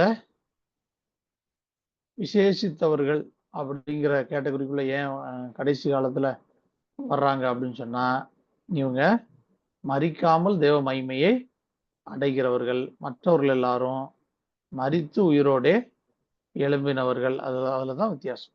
சரியா? இப்ப எண்ணாகமம் 15:29 வாசி. எண்ணாகமம் 15:29. இஸ்ரவேல் புத்திரராகிய உங்களில் பிறந்தவனுக்கும் உங்களுக்குள்ளே தங்கும் அந்நியனுக்கும் அறியாமையினால் பாவம் செய்தது நிமித்தம் ஒரே பிரமாணம் இருக்க வேண்டும்.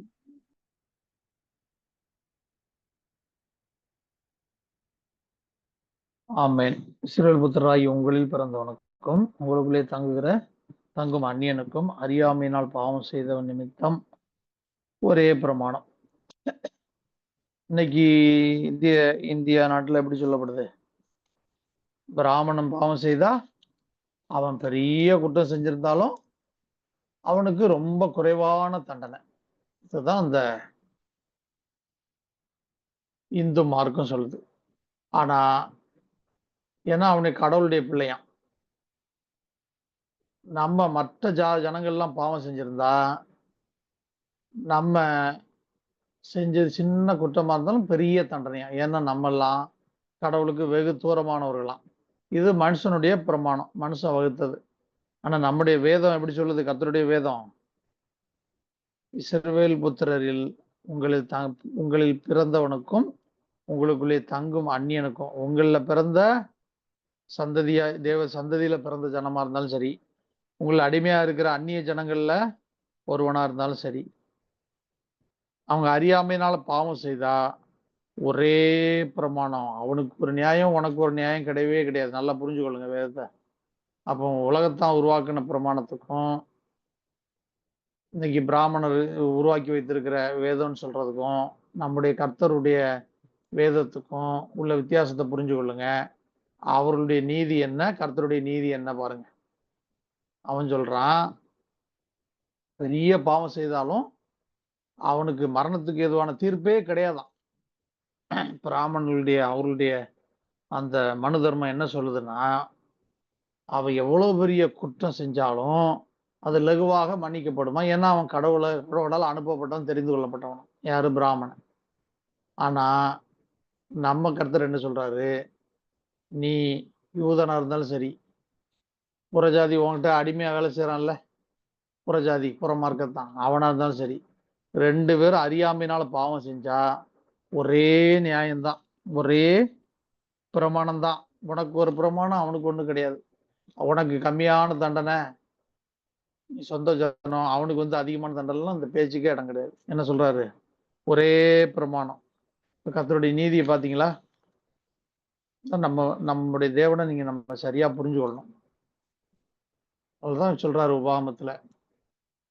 இவ்வளவு இவ்வளவு பெரிய இதற்கு ஒப்பான நீதியை பெற்றிருக்கிற பெரிய பெரிய ஜாதி எது? உபாகமத்துல வாசிங்க. உபாகமம்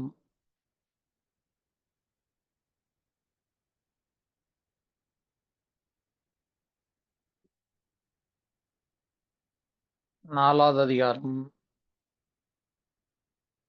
6ல இருந்து வாசிங்க. உபாகமம் 4வது அதிகாரம் 6ல இருந்து 8 வரைக்கும் வாசிங்க. ஆகையால் அவைகளை கைக்கொண்டு நடவுங்கள், ஜனங்களின் கண்களுக்கு முன்பாகவும். இதுவே உங்களுக்கு ஞானமும் விவேகமுமாய் இருக்கும். அவர்கள் இந்த கட்டளைகளை எல்லாம் கேட்டு, இந்த பெரிய ஜாதியை ஞானமும் விவேகமும் உள்ள ஜனங்கள் என்பார்கள். நம்முடைய தேவனாகிய கர்த்தரை நாம் தொழுது கொள்கிற போதெல்லாம் அவர் நமக்கு சமயமாய் இருக்கிறது போல தேவனை இவ்வளவு சமயமாய் பெற்றிருக்கிற வேறே பெரிய ஜாதி எது? இந்நாளில் நான் உங்களுக்கு விதிக்கிற இந்த நியாய பிரமாணம் முழுமைக்கும் ஒத்த இவ்வளவு நீதியுள்ள கட்டளைகளையும் நியாயங்களையும் பெற்றிருக்கிற வேறே பெரிய ஜாதியும் எது? கிறிஸ்டியானிட்டிய கிறிஸ்தவத்தை வேதத்தை நம்ம சரியா உலகத்துக்கு சொல்லி கொடுத்தோம்னா மற்றவெல்லாம் மற்ற முஸ்லீம், இந்து, புத்தன் எந்த மார்க்கமும் என்ன பண்ண முடியாது, வாய் திறந்து பதில் பேசவே முடியாது. அவ்வளோ காரியம் உள்ள இருக்கு வேதத்துக்குள்ள, அவ்வளோ காரியம் உள்ள வச்சிருக்காரு. ஆனா சரியா சொல்லி கொடுக்காம இயேசுவே கர்த்தர், அவர் தான் வார்த்தையாகி தேவன், அவர் தான் ஆவியார் கர்த்தன், இப்படி அவரை காண்பிக்காம மாம்சத்தில் வெளிப்பட்ட இயேசு தான் தேவன் காண்பிக்கும் போதுதான் பிரச்சனை. என்ன கேட்கிறான்? என் தேவனே என் தேவனே ஏன் என்னை கைவிட்டீர் அப்படின்னா, இப்ப இவர் பிதாவை நோக்கி சொன்னாரு வேண்டாருன்னா, அப்ப அவர் பெரியவர் இவர் சிறியவரான்னு கேட்கிறான். இதெல்லாம் எதனால வந்த பிரச்சனை? மொழிபெயர்ப்புல படிச்சு சுவிசேஷத்துல அவரை புரிஞ்சுக்கிட்டு இயேசுதான் தேவன், இப்படி மாம்சத்தில் வெளிப்பட்ட இயேசுதான் தேவன் வரும்போது காண்பிக்கும் போது என்ன ஆகுது? வேதத்தில் உள்ள மகத்துவங்களை அவருடைய நம்ம ஜனங்களுக்கு காண்பிக்க முடியாம போயிருக்கு. ஆனா வேதம் என்ன சொல்லுது நமக்கு? அவைகளை கை கொண்டு நடவுங்கள், ஜனங்களின் கண்கள் முன்பாக, இதுவே உங்களுக்கு ஞானமும் விவேகமா இருக்கும். அவர்கள் இந்த கட்டளைகள் எல்லாம் கேட்டு பெரிய ஜாதிய ஞானம் விவேகம் உள்ள ஜனங்கள் என்பார்கள். ஏன்னா அவ்வளவு காரியத்தை உள்ள வச்சிருக்கிறார் வேதத்துக்குள்ள. வேதத்தை எப்படி ஆதாம் 1000 ஆண்டு காலங்கள் வாழ்றக்கா சிருஷ்டிச்சார் பூமியில. 1000 ஆண்டு காலங்கள் தியானிக்கிறதுக்காக கொடுக்கப்பட்டதுதான் வேதம். நீங்க நினைச்சிடாதீங்க நமக்கு 80 வருஷம் 100 வருஷம் தானே இருக்கு அப்படின்ட்டு. 1000 ஆண்டு காலங்கள் வேதத்தை தியானிக்கிறதுக்காக ஆத்மா தியானிச்சு அப்பதான் ஒரு பூரண அறிவு அடையும் ஆத்மா. அதற்காக கொடுக்கப்பட்டதுதான் வேதம். அப்போ 1000 ஆண்டு காலங்கள் எவ்வளவு விஷயம் ஆத்மாவுக்கு வச்சிருப்பாரு உள்ள. நீங்க சிம்பிளா யோசிங்க, இந்த சரீரத்துல சாப்பிடுறதுக்கு எவ்வளவு விஷயங்கள் படைச்சிருக்காரு ஒரு மனுஷன். இந்த 80-100 வருஷம் வாழ்க்கையில இந்த எல்லா உணவுகளையும் டேஸ்ட் பண்ணிட முடியுமா? உலகத்துல எவ்வளவு பேர் வேற வேற தேசத்துல இருக்காங்க, வேற வேற உணவு வகைகள் இருக்கு. ஆனா படைக்கப்பட்டது எவ்வளவு திரளா இருக்கு. இந்த மாம்சத்திலே கொடுக்கப்பட்ட காரியத்தையே இந்த பூமிக்குரிய வாழ்க்கையில முழுவதும் இவன் அனுபவிக்க முடியாது, ஜீரணிக்க முடியாத அளவுக்கு, இவனால ருசிக்க முடியாத அளவுக்கு இவ்வளவு திரளா சரீரத்துக்கே படைச்சிருக்காருன்னா, ஆத்மாவுக்கு 1000 வருஷம் உள்ள விஷயத்த வச்சிருக்கிறாருன்னா எவ்வளவு வச்சிருப்பாரு? ஆத்மா ருசிக்கிறதுக்கு, ஆத்மா புசிக்கிறதுக்கு 1000 வருஷத்துக்கு மன்னாவை வேதத்துக்குள்ள வச்சிருக்காரு. ஆனா நம்ம அது தெரியாம வேதத்தை கடன்னு படிச்சுட்டு, வேதத்தை நான் ரட்சிக்கப்பட்டிருந்து 4 வாட்டி முடிச்சுட்டேன், வேதத்தை 7 வாட்டி முடிச்சுட்டேன் அப்படிங்கிறதுக்கெல்லாம் இங்க வேலையே இல்லை. வேதத்தை எத்தனை முறை படித்தா என்பதில்ல, எத்தனை முறை படித்ததுனால எவ்வளவு மனம் திரும்பி, எவ்வளவு ஒப்பு கொடுத்தாய், எவ்வளவு கனி கொடுத்தாய் அப்படிங்கிறது தான் கர்த்தர் பார்ப்பார். அதைத்தான் பார்ப்பாரே தவிர இதை பார்க்க மாட்டார். கர்த்தரை அறிந்திருக்கிறோம் சொல்றதுனால இல்ல, கர்த்தரை அறிந்ததுனால நம்ம எவ்வளவு அவருடைய சுவாபத்துக்குப்பாய் மாறி இருக்கிறோங்கிறது தான் காரியம். அப்ப இத நோக்கத்தை இன்னைக்கு கிறிஸ்டியானிட்டி விட்டுருச்சு. விட்டுட்டு எப்படி போயிருச்சுன்னு சொன்னா, ஜெபம், உபவாசம், இப்படியே ஜனங்களை நடத்தி காணிக்கை, செழிப்பு, ஆசீர்வாதம் இப்படியே தான் நடத்துறாங்க. அடுத்த மேலாண் நிலைக்கு அவங்கள கூட்டிட்டு போறதே இல்லை. சத்தியத்தை உள்ளபடி சொல்றதும் இல்லை. காரணம் என்னன்னு சொன்னா, உள்ளபடி சொன்னா காணிக்க வராது. ஏன்னா உள்ளபடி சொன்னீங்கன்னா இருளா இருக்கிறத வெளிச்சம்னு சொல்ல முடியாது. வெளிச்சத்தை வெளிச்சம் தான் சொல்லணும், இருள் தான் சொல்லணும். வெளிச்சத்தினிடத்துல வந்தீங்கன்னா ஒளி இருளை கண்டிக்கும். அந்த ஒளி இருளை கண்டிக்கும் போது இருளா இருக்கிறவன் வரமாட்டான், சபைக்கு வரமாட்டான். அதனால இவங்க சத்தியத்தை மேலோட்டமா சொல்லிட்டு இயேசுவே கர்த்தர், இயேசுவே ரட்சகர், அவர் விசுவாசிங்க, ஞானஸ்நானம் எடுங்க, அபிஷேகம் பெறுங்க, அப்படியே பரலோகத்துக்கு போயிடலாம் அப்படின்ற மாதிரி இப்படியே இதோட முடிச்சுக்கிறாங்க. அதை தாண்டி அவர் இருக்கிற பிரகாரம் நீங்க அவருடைய சாயலை அடையணும். அந்த சாயலை அடையிறதுக்காக தான் உங்களை என்னை சிருஷ்டித்திருக்கிறாரு. ஆத்மா சிருஷ்டிக்கப்பட்டது நோக்கம் அதுதான். சபை சிருஷ்டிக்கப்பட்டது நோக்கமே என்ன? நம்மை கரைதரையற்ற பரிசுத்தம் பிழையற்றதுமான மைமுள்ள சபையாக அவருக்கு பிதாவுக்கு முன்பாக நிறுத்துவேன்னு வாக்கு பண்ணியிருக்கார். எபேசியர் 5 வாசிக்கிறோம்ல, நம்முடைய பிதாவை தேவனுக்கு, அதாவது என்ன வாசிக்கிறோம் கிளியரா?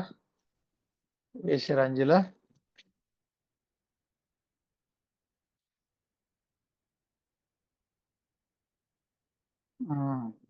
கரைதிரை முதலானவைகள் ஒன்றும் இல்லாமல் பரிசுத்தம் பிழையற்றதுமான மகிமையுள்ள சபையாக தமக்கு நிறுத்திக் கொள்வதற்கு தம்மை தாமே அதற்காக ஒப்பு கொடுத்தார். தமக்கு முன்பாக பரிசுத்தம் பிழையற்றதுமான மகிமையுள்ள சபையா நிறுத்துவேன்னு ஒப்புங்கிறது அவருடைய தீர்மானம். அப்ப இதற்கு எப்படி நம்ம புத்தி இல்லாத கன்னிகா இருந்தா எப்படி முடியும்? புத்தி இல்லாத கன்னிகா இருந்தா முடியாது. கற்பில்லாத கன்னிகா இருந்தா முடியாது. முடியவே முடியாதுல்ல. அதுதான் இன்னைக்கு கிறிஸ்டியானிட்டி மறந்து எப்படி இருந்தாலும் பாவம் செஞ்சேனா கர்த்தர் மன்னிச்சிடுவாரு அப்படின்னு நம்ம சொல்லும்போது எதை சொல்ல மறந்துடுறாங்க? அப்ப அவன் மனம் திரும்ப வேண்டியது அவசியம் இல்லாம போயிருதுல்ல. நீ எவ்வளவு பாவம் செஞ்சாலும் கர்த்தர் இரக்கமுள்ளவர் மன்னிச்சிடுவார்னு சொல்லும் போது எதை சொல்ல இன்னொரு பக்கம் என்ன சொல்ல வர்றாங்க? நீ மனம் திரும்ப வேண்டியது அவசியம் அல்ல அப்படின்னு சொல்ல வர்றாங்க. நான் வேதம் சொல்லுது, மனம் திரும்புதலுக்கு ஏற்ற கனி கொடுங்கள். நீங்கள் கனி கொடுக்கிற கொடி எதுவோ அதை அவர் சுத்தம் பண்ணுகிறார், அதிக கனி கொடுக்கும்படி. நீங்கள் கனி கொடாது இருக்கிற கொடியை அவர் பிதா அறுத்து போடுகிறார். மரணம் ஒண்ணும் செய்ய மாட்டாரு. பிதாவே என்ன பண்ணுவாரு? கனி கொடாது இருக்கிற கொடியை அறுத்து போடுகிறார். கனி கொடாது இருக்கிற கொடியை அறுத்து போடுகிறார். அப்போ கனி கொடாது இருக்கிற கொடியை யாரு அறுத்து போடுவாரு? பிதாவே அறுத்து போட்டுருவார். ரிலேஷன்ஷிப்பை கட் பண்ணி விட்டுருவார்.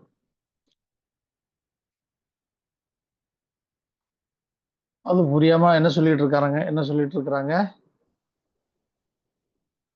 எவ்வளவு செஞ்சாலும் மன்னிச்சிருவாரு அப்படி சொல்லவே கூடாது. ரட்சிக்கப்பட்டு சபைக்குள்ள வந்தாச்சுன்னா அவருடைய நோக்கம் நம்முடைய குமாரனுடைய சாயலுக்கு ஒப்பாக நம்மை மாற்றுவதுதான் நோக்கம். அவருடைய சாயல் எப்படி இருக்கு? பரிசுத்தமும் பரிசுத்தத்திலே நீதியிலே இருக்கு. அந்த சாயலுக்கு ஒப்பாக நம்மை மாற்றுகிற காரியம். சரியா? என்னாம 15:29 3 வார்த்தை 11 எழுத்துல இருக்கு. என்னாம 15:29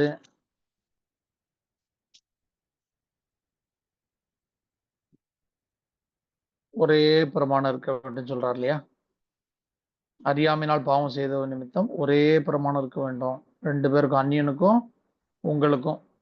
அது ஏன்னா 2 பேருக்கும் ஏன் ஒரே பிரமாணம் இருக்குன்னு சொல்றாரு? 3 வார்த்தை 11 எழுத்துல அப்படின்னா 2 பேருமே ஆத்மால ஒண்ணுதான். அதனாலதான் உங்களுக்கு ஒரே பிரமாணம். 2 பேருமே மணவாட்டி தான், உங்களுக்கு நான் தான் மணவாளன் அப்படிங்கறதுக்காக அதை 11 எழுத்துல வச்சிருக்காரு. அதுக்கு சிங்கிள் வேல்யூ எழுதிக்கங்க. 42 42 84. Single value 42 42 84. 84 பிரேக் பண்ணிக்கங்க. 50 + 34. 50 + 34. 50 + 34. 50னா எப்பவுமே மறக்கக்கூடாது. 11 + 11, 14 + 14 தான் 50. மணவாளன் மணவாட்டியை பிரமாணங்களின் அடிப்படையில் மீட்டுக் கொள்கிறது தான் 50.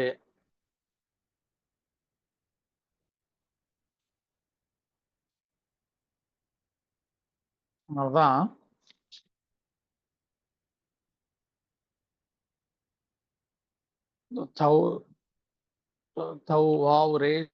தோராங்கிற எழுத்து ஒவ்வொரு 50 எழுத்து இடைவெளியில மாறி மாறி வந்துகிட்டே இருக்கும். தோரால 50 எழுத்து ஆதியாம யாத்திராமத்துலாம் 50 எழுத்து இடைவெளியில யோதுகே வாவுகே அப்படிங்கிறது வந்துகிட்டே இருக்கும். திரும்ப திரும்ப வந்துகிட்டே இருக்கும். சரி, தோராங்கிறது வந்துகிட்டே இருக்கும். ஒவ்வொரு 50 எழுத்து இடைவெளியில அந்த எழுத்துக்கள் மாறி மாறி வந்துகிட்டே இருக்கும். சரியா? அப்போ 50 + 34 அப்படின்னா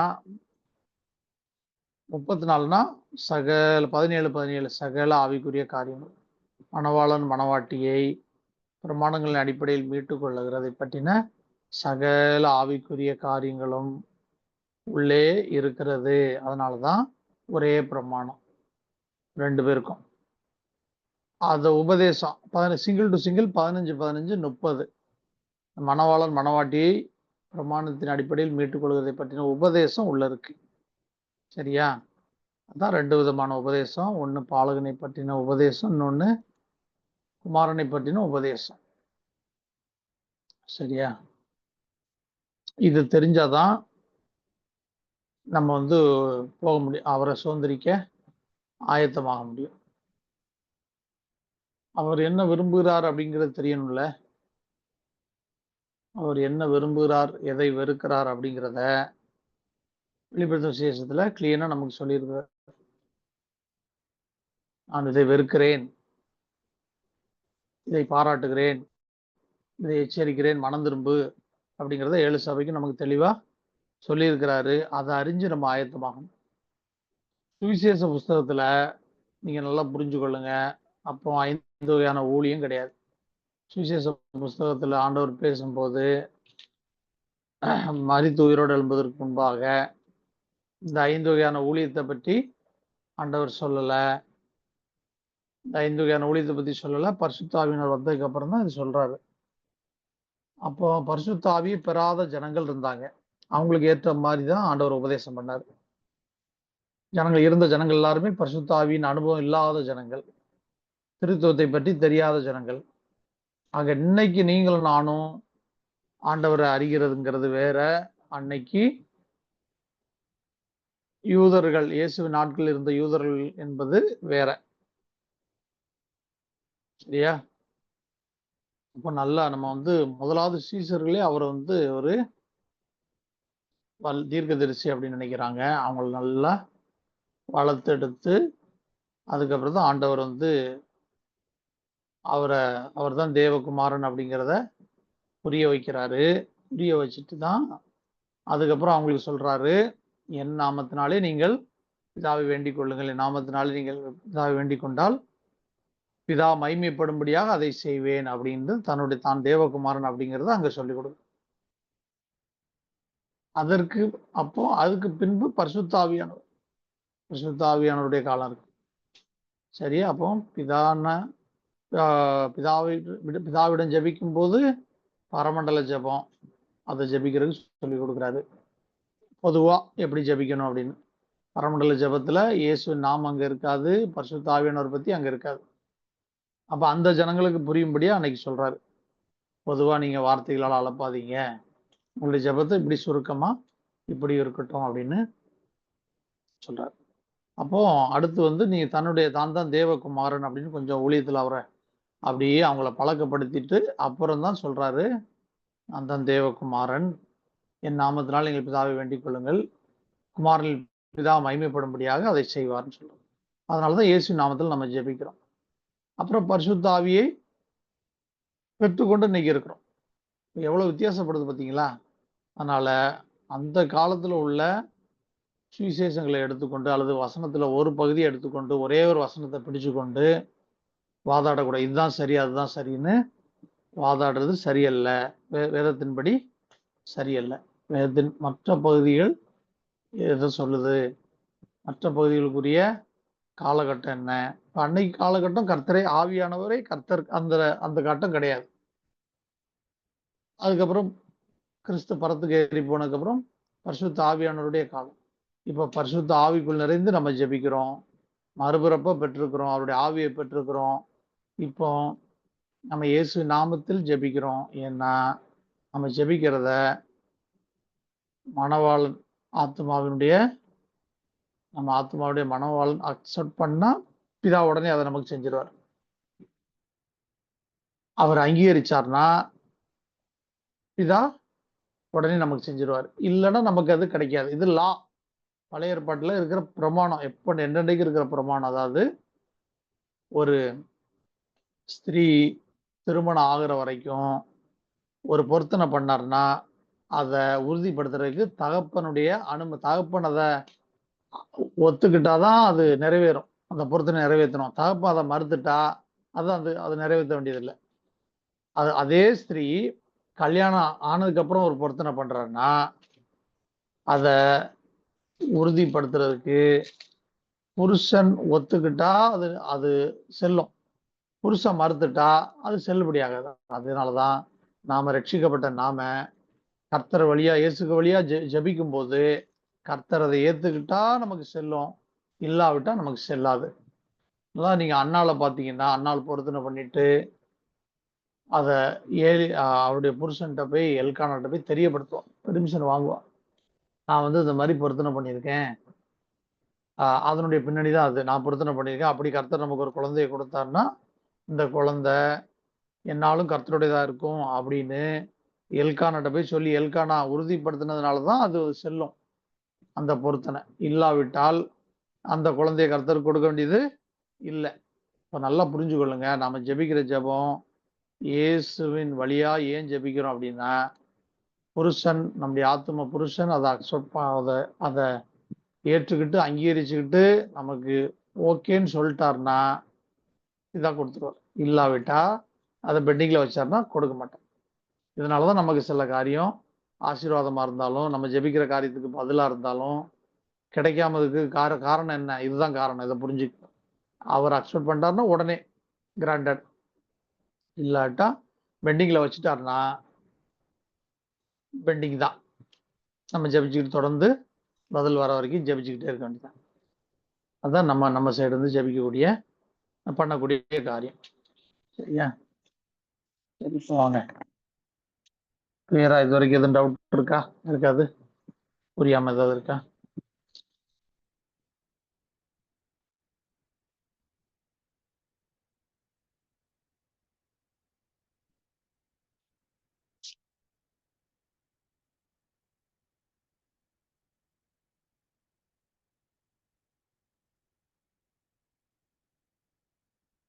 வாங்க. 1 கொரிந்தியர் 12, 8, 9, 10 வாசி.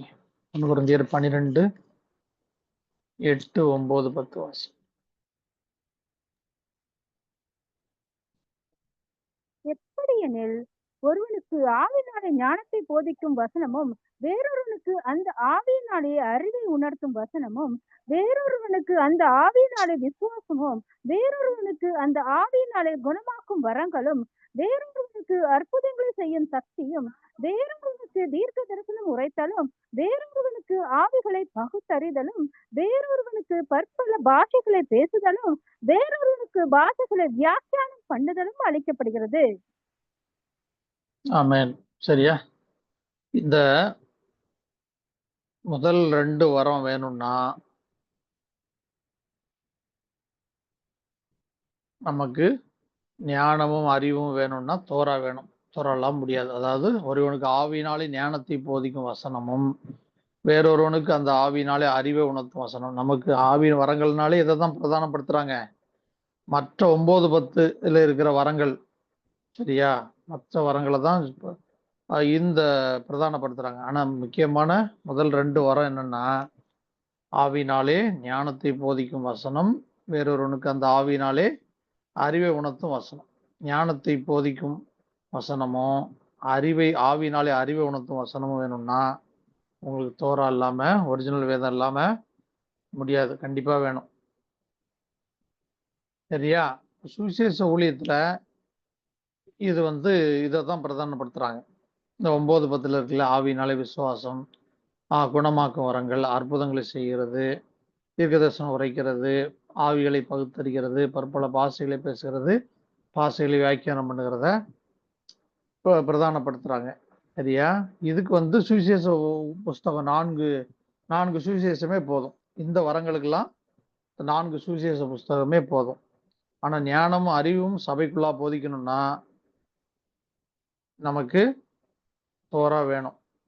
ஞானமும் அறிவும் போதிக்கணும்னு சொன்னா, ஞானமும் அறிவும் சபைக்குள்ளே வந்தவங்களுக்கு போதிக்கக்கூடிய காரியம். மீதிலாம் சபைக்கு வெளியே இருக்கிற ஜனங்களுக்கு போதிக்கக்கூடிய காரியம். இந்த மீதி 7 வரங்களும் எங்க போதிக்கக்கூடியது? சபைக்கு வெளியே போதிக்கக்கூடிய காரியம். உள்ளே வந்தாச்சுன்னா சபைக்கு உள்ளே பரிசுத்த ஸ்தலத்துல செய்யக்கூடிய ஊழியம் தான் இந்த ஞானத்தை போதிக்க வசனமும், அறிவை உணர்த்து வசனமும். சரியா? நீ நல்லா புரிஞ்சு கொள்ளுங்க. 2 அடையாளம் சுவிசேஷத்துல ஆண்டவர் சொன்னாரு. யோனா அந்த சந்ததிக்கு அடையாளமா இருக்கிறான். சரியா? யோனா மீன் வயிற்றுல 3 நாள் இருந்தது போல மனுஷகுமாரன் பூமியின் இருதயத்துல 3 நாள் இருப்பார். இது பாலகனுக்கு அடையாளம், இயேசு கிறிஸ்துவுக்கு அடையாளம். இன்னொன்னு, தென் தேசத்து ராஜஸ்திரீ இந்த சாலமோனுடைய ஞானத்தை பூமியின் எல்லைகளிலிருந்து கேட்க வந்தாள். அந்த ராஜஸ்திரீ இந்த சந்ததியாரை உயிர்த்தெழுதல் நாளிலே எழுந்து குற்றம் சுமத்துவாள். ஏன்னா சாலமோனை பார்க்கிலும் பெரியவர் இங்கே இருக்கிறார் அப்படின்னு குற்றம் சுமத்துவாள். இது குமாரன் இம்மானுவேலை பற்றினது. 2 அடையாளத்தை நீங்க புரிஞ்சு கொள்ளணும். ஒண்ணு பாலகனை குறித்த அடையாளம் இயேசு கிறிஸ்து, இன்னும் குமாரனை பற்றின ஞானம் அது இம்மானுவேல். இது யாருக்கு? பாலகனை பற்றின அடையாளம் சபைக்கு வெளியில இயேசுவை பற்றி, ரட்சிப்பை பற்றி பிரசங்கிக்கப்படணும். சபைக்கு உள்ள வந்துட்டீங்கன்னா குமாரனை பற்றின ஞானம், சாலமோனை பார்க்கிலும் பெரியவரை பற்றின ஞானம் பிரசங்கிக்கப்படணும். இது ஒரு சபைக்கு உள்ளே ரட்சிக்கப்பட்டு சபைக்கு உள்ளே வந்த ஜனங்களுக்கு 2 காரியம் உபதேசிக்கப்படணும். பாலகனை பற்றி, ரட்சிப்பை பற்றி வெளியில ரட்சிக்கப்படாத ஜனங்களுக்கு, குமாரனை பற்றின ஞானம் சபைக்கு உள்ளே வந்தவங்களுக்கு. ஊழியத்துல இந்த 9 விதமான வரங்கள்ல ஞானமும் அறிவும் தான் வித்தியாசப்படுத்தி காண்பிக்கும். அதுக்கு நமக்கு தோறாலாம் முடியாது. அதனாலதான் ஆதி திருச்சபையில பாத்தீங்கன்னா ஓய்வு நாள் தோறும் இந்த மோசேயினுடைய ஆகமங்கள் சபையில பிரசங்கிக்கப்படுகிற வழக்கங்கள் இருந்தது ஆதி திருச்சபையில. பின்னாட்கள்ல புரஜாதிகளிடத்தில் சபை தாண்டி, எருசலேமிலிருந்து புரஜாதிகளிடத்தில் சபை தாண்டி வந்ததுக்கு அப்புறம் அந்த பழக்கம் இல்லாமல் போயிடுச்சு. அதனாலதான் அந்த ஒரிஜினலுடைய அந்த தாற்பயங்கள் நமக்கு தெரியாமலே அப்படியே போயிடுச்சு. அதுதான் காரணம். சரியா? இப்ப ஆதியாகமம் 1:1 எழுதிங்க. ஆதியாகமம் 1:1, 11:11, 14:14 அடிப்படையில இருக்கு. 11:11, 22, 14:14, 28, 22, 28 கூட்டினீங்கன்னா 50 வந்துடும். 11:11, 14:14 எல்லாம் கூட்டினீங்கன்னா 50 வந்துடும். 50ங்கிறது என்ன? 11:11 மணவாளன் மணவாட்டியை பிரமாணங்களின் அடிப்படையில் மீட்டுக் கொள்கிறது தான் தேவ திட்டம். அதுதான் ஆதியாகமம் 1:1 இருக்கு. இது 7 வார்த்தை 28 எழுத்துல இருக்கு. ஆதியாகமம் 1:1 7 வார்த்தையில இருக்கு. 7ங்கிறது தேவகுமாரனை குறிக்குது, 28ங்கிறது 14:14 குறிக்குது, பிரமாணத்தை. இதுதான் ஞானமும் அறிவும். சரியா? ஞானமும் இது விசுவாசம் இல்லை, நல்லா புரிஞ்சு கொள்ளுங்க. 11:11, 14:14ங்கிறது இது ஞானமும் அறிவும். இது விசுவாசம் இல்லை, இது சபையில் பரிசுத்த ஸ்தலத்துல செய்யக்கூடிய காரியம். இது பலிபீடத்துல ரட்சிப்பின் அனுபவம் இல்லாதவங்கள்ட்ட செய்யக்கூடிய காரியம் இல்ல, ரட்சிக்கப்பட்டு சபைக்கு உள்ள வந்தவங்கள்ட்ட உபதேசிக்கக்கூடிய காரியம்தான் இந்த ஞானமும் அறிவும். சரியா? ஹெப்ராயிக் பேர் என்னன்னு தெரியணும், ரவானிகள் பேர் என்னன்னு தெரியணும், மெஸ்ஸியானிக் தான் என்னன்னு தெரியும். ஹெப்ராயிக்ங்கிறது 22 கோத்திர பிதாக்கள், யாக்கோபு வேர் பற்றி, அதான் வேர். சரியா? அடுத்து கோத்திர பிதாக்களுடைய காலங்கள். இஸ்ரவேல் தேசத்தினுடைய ஜனங்கள் 12 கோத்திர பிதாக்கள், அந்த ஜனங்களுடைய காலங்கள் இயேசு கிறிஸ்து வெளிப்படுற வரைக்கும். இஸ்ரவேல் பூத்து காய்த்து, அது ரபானிக்கல் ஸ்டடிஸ். முதல்ல ஹெப்ராயிக் ஸ்டடிஸ், அது வந்து ஹெப்ராயிக் பீரியட் வந்து 22 முற்பிதாக்களுடைய காலம். அடுத்து 12 கோத்திர பிதாக்களுடைய காலம், இஸ்ரவேல் தேசத்தினுடைய காலம். இஸ்ரவேல் பூத்து காய்த்து, அடுத்து உலகத்தை பல நாள் நிரப்பும் நாட்கள் வரும். இதான் மெசியானிக் பீரியட். இயேசு கிறிஸ்துக்கு பின்பு ரகசிய வருகை வரைக்கும் உலகத்தை பல நாள் நிரப்புகிற நாட்கள். இது வந்து மெசியானிக் ஸ்டடிஸ். இந்த HRM வீட்டு ஒளிவ மரங்கிறது எப்படி இருக்கு? 3 குரூப் ஆஃப் பீப்புள் இருக்கிறாங்க. ஹெப்ராயிக் பீரியட்ல உள்ள ஜனங்கள் இருக்கிறாங்க. 22 கோத்திர முற்பிதாக்களுடைய காலத்துல உள்ளவங்க மனவாட்டி உள்ள இருக்கிறாங்க. ரபானிக்கல் பீரியட்ல உள்ள கோத்திர பிதாக்களுடைய காலத்துல உள்ளவங்க மனவாட்டிகள் உள்ள ஜனங்கள் இருக்கிறாங்க. மெசியானிக் பீரியட்ல இயேசு கிறிஸ்துவின் ரட்சிப்பை பெற்று ரகசிய வரைக்கும் உள்ள கனி கொடுத்த ஜனங்கள் உள்ள இருக்கிறாங்க. அப்ப இந்த வீட்டு ஒளிவ மரத்துல உள்ள ஜனங்கள் 3 குரூப் ஆஃப் பீப்புள் இருக்கிறாங்க. 3 பேருமே மனவாட்டி தான். ஆனா இதுல என்ன விஷயம் என்ன புரிஞ்சுக்குங்க? வேர், தண்டு, கனி. கனி எதுல தான் வரும்? கிளைகள்ல தான் வரும். அதுபோல இந்த புதிய ஏற்பாட்டு நாட்கள்ல கடைசி நாட்கள்ல உள்ளவங்கள்ட்ட தான் என்ன வரும்? வேறு பற்றி பூத்து காய்த்து கனி கொடுக்கிறது இந்த காலத்துல தான். கடைசி நாட்கள்ல உள்ளவங்க தான் கனி கொடுக்கிற மிகுந்த கனிகளை கொடுப்பார்கள். ஒரு எண்ணில் நிலைத்திருந்தால் மிகுந்த கனிகளை கொடுப்பான். அவர்கள் நம்ம இல்லாமல் பூர்ணராகாதபடிக்கு விசேஷித்த நன்மையானதுண்டே நமக்காக தேவன் முன்னதாக நியமித்திருந்தார். இந்த மெசியானிக் பீரியட்ல வர்ற கடைசி நாட்கள்ல வர்றவங்க தான் விசேஷித்தவங்க. ஏன்னா மிகுந்த கனிகளை இவங்க கொடுக்குறாங்க. ஏன்? இவங்க கிறிஸ்து ஜெயம் பெற்றது போல இவர்களும் இந்த நீதியின் வசனத்தில் பழக்கப்பட்டு பயிற்சி செய்து மாமிசம், பிசாசு, உலக, மரணம், பாதாளத்தை ஜெயிக்கிறபடினால இவர்களும் மிகுந்த கனிகளை கொடுக்கிறபடினால இவர்கள் விசேஷித்தவர்கள். இவர்கள் விசேஷித்த நன்மைக்கு பங்காளிகள். விசேஷித்த நன்மையானதை இவர்களுக்காக தேவன் முன்னதாக நியமித்து இருந்தார். அப்படின்னா ஏன் அப்படின்னு சொன்னா, கனி இவர்களுடைய காலத்துலதான் கனி வெளிப்படுகிறது. சிம்பிளா புரிஞ்சுக்கணும்னா, அந்த ஆதி மனிதன் மகிமை இழந்தான். மகிமை அடைகிறது, தேவ மகிமை அடைகிறது இவர்களுடைய காலத்துல தான் நிறைவேறபடினால இவர்கள் விசேஷித்த ஜனங்கள். இந்த 3 குரூப்பும் இருக்கும் ஆண்டவர்களானா. நீங்க அவரோடு கூட இருக்கிறவர்கள், அழைக்கப்பட்டவர்களும், தெரிந்து கொள்ளப்பட்டவர்களும், உண்மையில் ஒரு 3 குரூப் இருக்கும். ஹெப்ராயிக், ரபானிக், மெசியானிக். அழைக்கப்பட்டாங்க, தெரிந்து கொள்ளப்பட்டவங்க, அதுல உண்மை உள்ளவங்க. 3 குரூப். அவருடைய மனவாட்டியில 3 குரூப் இருக்கும். அழைக்கப்பட்டவங்க இருப்பாங்க, தெரிந்து கொள்ளப்பட்டவங்க, உண்மை உள்ளவர்கள் இருப்பாங்க. அவரோடு கூட இருக்கிறவங்க தான் இந்த HRM அப்படின்னா புரிஞ்சுக்கொள்ளணும். வீட்டு ஒளிவ மரம்னாலும் 3 செட்டப்ல தான் இருக்கு. அழைக்கப்பட்டவர்கள், தெரிந்து கொள்ளப்பட்டவர்கள், உண்மையாளர். பலிபீடம், பரிசுத்த ஸ்தலம், மகா பரிசுத்த ஸ்தலம். ஆலயத்தினுடைய அமைப்பு அப்படி இருக்கு. வீட்டு ஒளிவ மரத்தினுடைய அமைப்பு இப்படி இருக்கு. இந்த 3 குரூப் ஆஃப் பீப்புள் இருப்பாங்க. ஆனாலும் நாம அவருடைய அந்த மேன்மையான ஸ்தானங்கிறது மறிக்காம மகிமை அடைகிறது தான் பிரதானமான மேன்மையான ஸ்தானம். மீதி அடுத்த கிளாஸ்ல எண்ணாகமம் 4th கிளாஸ் கண்டினியூ பண்ணலாம். இது 3வது எண்ணாகமம் 3வது கிளாஸ் இதோட முடிஞ்சது. சரி, நம்ம ஜெபிச்சு முடிச்சிடலாம். ஓகே ஐயா, இது இருக்கீங்களா ராஜையா? ஜெபம் பண்ணுங்கய்யா.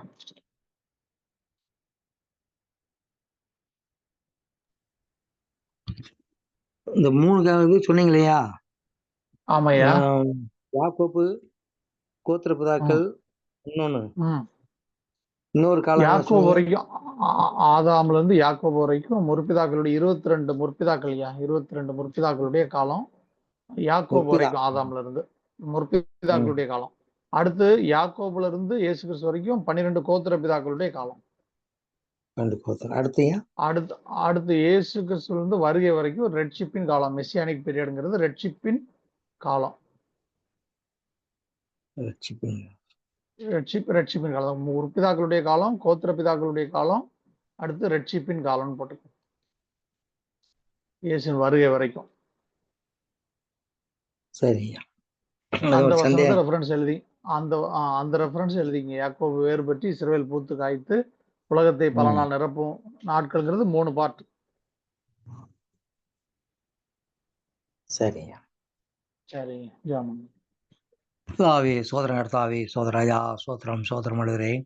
எங்களை அருமையா நீ சிந்த நல்ல பிதாவே, இந்த நல்ல வேலைக்காகவும் துதிக்கிறோம், சோத்திரிக்கிறோம். இப்படி ராஜா, இந்த ஆசிரியப்பட்டது ஆளுங்கத்தாலும் அப்பா அந்த ஏப்ரல் மொழியை கற்றுக்க முடியாத இம்மட்டாய் தாசலாய் பிள்ளைகளாக கத்தா கூடி இந்த நாளும் கத்தராய் கர்த்தாவே, அப்பா உங்க வார்த்தைகளை கேட்டு கர்த்தாவே உட்கொள்ள இம்மட்டாய் நீ இறக்க சதராஜின் கொடாவுடைய சோதராண்டுற அவங்க கத்த ஆளு கர்த்தா தாசரை மறைத்து அவன் கர்த்தாவே இம்மட்டாய் ராஜா அப்பா நீ பலப்படுத்ததுக்காக ராஜா கொடாவுடைய சோதராண்டுற அவர் மறைத்து நீ கத்த பொதித்ததுக்காய் புத்தி சொல்வதற்காய் நாம் கர்த்தாவே தமது காரியங்களாய் எல்லாவற்றையும் அறிவித்து கொடுத்ததுக்காக சோதராஜா இந்த எண்ணாமத்தை கொடுத்த காரியங்களை குறித்தும் இந்த 9வது அதிகாரம் முழுமையாக உன்னுடைய காரியமாய் 14 வசனம் மற்றும் கர்த்தாவே அனைத்து வசங்களையும் ஆம் கர்த்தர் லேவியாகும் 22 வசனங்களும் இதனுடைய காரியங்களை குறித்தும் ஆம் கர்த்த கடைசி நாட்களும் ஆம் கர்த்த ஆதியாகம் 1ஆம் வசனத்திலிருந்தும் ஆம் கர்த்தாவை வெளிப்படுத்த காரியமாக ஆம் கர்த்தா அதோட நிறைவேறுதல் வெளிப்படுத்த விசேஷத்தில் இருக்கிறது கர்த்தா அறிவித்து கொடுத்தீரே. ஆம் கர்த்த இப்படி கற்ற கர்த்தாவே என்னாவும் 5ஆம் 29 வசனத்திலையும் ஆம் கர்த்தாவை மற்ற காரியங்களை குறித்து வெளிப்படுத்தி கொடுத்தீரே. ஆம் கர்த்த சகலமும் ஆம் கர்த்த ஆளும் தாசரை மறைத்து நீ வெளிப்பட்டு அப்பா எங்களுக்கு போதித்தபடினாலே ராஜா உன் கொடாவுடைய சோதர சாண்டற அப்பா அந்த போதித்தபடியாக கற்ற நாங்களும் இன்னும் இவன் உட்கொண்டு கத்துற கர்த்தாவே இந்த 3 காலங்களிலும் ஆம் கர்த்த கடைசி காலமான மனவாட்டியானோ ஆம் கர்த்த எல்லாவற்றையும் மேன்மையான சாயத்தை பெற்றுக்கொள்ள மகிமையில் மறுமுறைய ஆம் கர்த்தா உண்மையாய் கர்த்தாவை உங்களுக்கு காரியத்தை நிறைவேற்ற முடியாது வைத்திருக்காய் உன் கொடாவுடைய சோதரன்ற இந்த கடைசி நாட்களுக்கு அப்படியாய் உன் சர்ம சபையை அப்ப அந்த பூமியில சாவித்து கொடுத்து இம்மட்டாய் நீ பலப்படுத்தி காத்துவர்களை கொடவுடைய சோதரன்ற தொடர்ந்து கர்த்தா அதில் இணைக்கப்பட்டான சேர்க்கப்பட்டாலும் தாசர்கள் ஒவ்வொரையும் ஆம்ராய பேரு ஆசுராஜா இந்த ஆள் கர்த்தா விடுபட கர்த்த காரியத்தை குறித்து அறிவித்து கொடுத்தீரே. இன்னும் கர்த்தா பல ரகசியங்களையும் எல்லாம் கர்த்தாவை மகன் கர்த்தாவை முத்தாசரை கர்த்தா அறிந்து கொண்டதை ஆம் கர்த்த எங்களுக்கு வெளிப்படுத்தக்க நீ அவசியத்தை கொடுத்தாருங்க. இன்னும் அவர் மறைத்து வெளிப்படுங்க ராஜா. தொடர்ந்து கர்த்த வழி நடத்துங்க. மட்டாய் நடத்தி கொடுத்தங்க நன்றி அப்பா. ஆம் கர்த்தாவை ஒரு வருஷம் தண்ணி கொடுத்தாலும் இதற்கான பல இடங்கள் போதும்னு சொல்லுவாங்க ராஜா. இந்த ஆள் கர்த்தாவை முத்தாசர் ஆம் கர்த்த எல்லாவற்றையும் கர்த்தாவை ராஜா எல்லாம் கற்றுக்கொண்டு வந்து ஆமத்தை பணம் கொடுத்து கர்த்தா கற்றுக்கொண்டு வந்து எங்களுக்கு இலவசமாய் போய்த்த அப்படின்னாலே இதுக்குரிய காரியத்தை இதுக்குரிய ஆசிரியத்தை ஆம் கத்தும் தாசுடைய மனைவி பிள்ளைகள் குடும்பம் யாரும் அடைந்து கொள்ள உதவிச்சுங்க. ஆம் கத்தும் தாசுடைய கையும் தாசும் தொல்லாசுங்க அப்பா உச்சிருந்த விலங்கத்தன் எல்லா பிள்ளைங்களை மாட்டுங்க. அப்பா வேண்டிய கத்தனை ஞானத்தன் நிரப்புங்கப்பா. தொடர்ந்து கர்த்தாவே கையும் தாசு எல்லாம் வாக்கி செய்து ஆம் கத்து வரைக்கும் ஆயத்தப்படுத்து ஊழியப்பாலே எடுத்து பயன்படுத்துங்க. ஆம் கர்த்தா குடும்பத்தை சுற்றிலும் வீடெடுத்து காத்துக்கொள்ளுங்க. வீண் சொல் வராபடி காத்துக்கொள்ளுங்க. ஆசிரிக்க முடியாக எங்கள் மேற்பசுமாய் இயேசு கிறிஸ்து நாமத்தினுள்ளோம் பரிசுத்தமுள்ளங்கள் மேம்பிதாவே. ஆமென். ஆமென். ஆமென். ஆமென். பரமண்டலத்தில் இருக்கிற எங்கள் பிதாவே உம்முடைய நாமம் பரிசுத்தப்படுவதாக, ராஜ்யம் வருவதாக, உம்முடைய சித்தம் பரமண்டலத்திலே செய்யப்படுவது போல பூமியிலே செய்யப்படுவதாக. எங்களுக்கு வேண்டிய ஆகாரத்தை எங்களுக்கு தாரும். எங்கள் கடனாளிகள் நாங்கள் மன்னிக்கிறது போல எங்கள் கடனை மன்னியும். எங்களை சோதனைக்கு பிரவேசிக்கப்படாமல் தீமை ரட்சித்துக்கொள்ளும். ராஜ்யம் வல்லமையும் மகிமையும் என்றென்றைக்கும் உடையவர்களே. ஆமென். ஆமென். என் ஆத்துமாவே கர்த்தரை சோதரி, என்னுடைய பரிசுத்த நாமத்தை சோதரி. என் ஆத்துமாவே கர்த்தரை சோதரி, கர்த்தர் செய்த சகல உபகாரங்களையும் மறவாதே. ஆமென். ஆமென். கலந்து கொண்ட எல்லா பரிசுத்தவான்களுக்கும் யோஜனங்களுக்கும் கர்த்தர் இயேசு கிறிஸ்து நாமத்தினாலே வாழ்த்துக்கள். கர்த்தருக்கே மகிமை உண்டாகட்டும். சோத்திரம் சோதரையா சோதரையா சோத்திரங்க. சோத்திரங்கம்மா. சோதரையா சோத்திரங்க. கர்த்தர் சோத்திரம். சோத்திரம். சரி.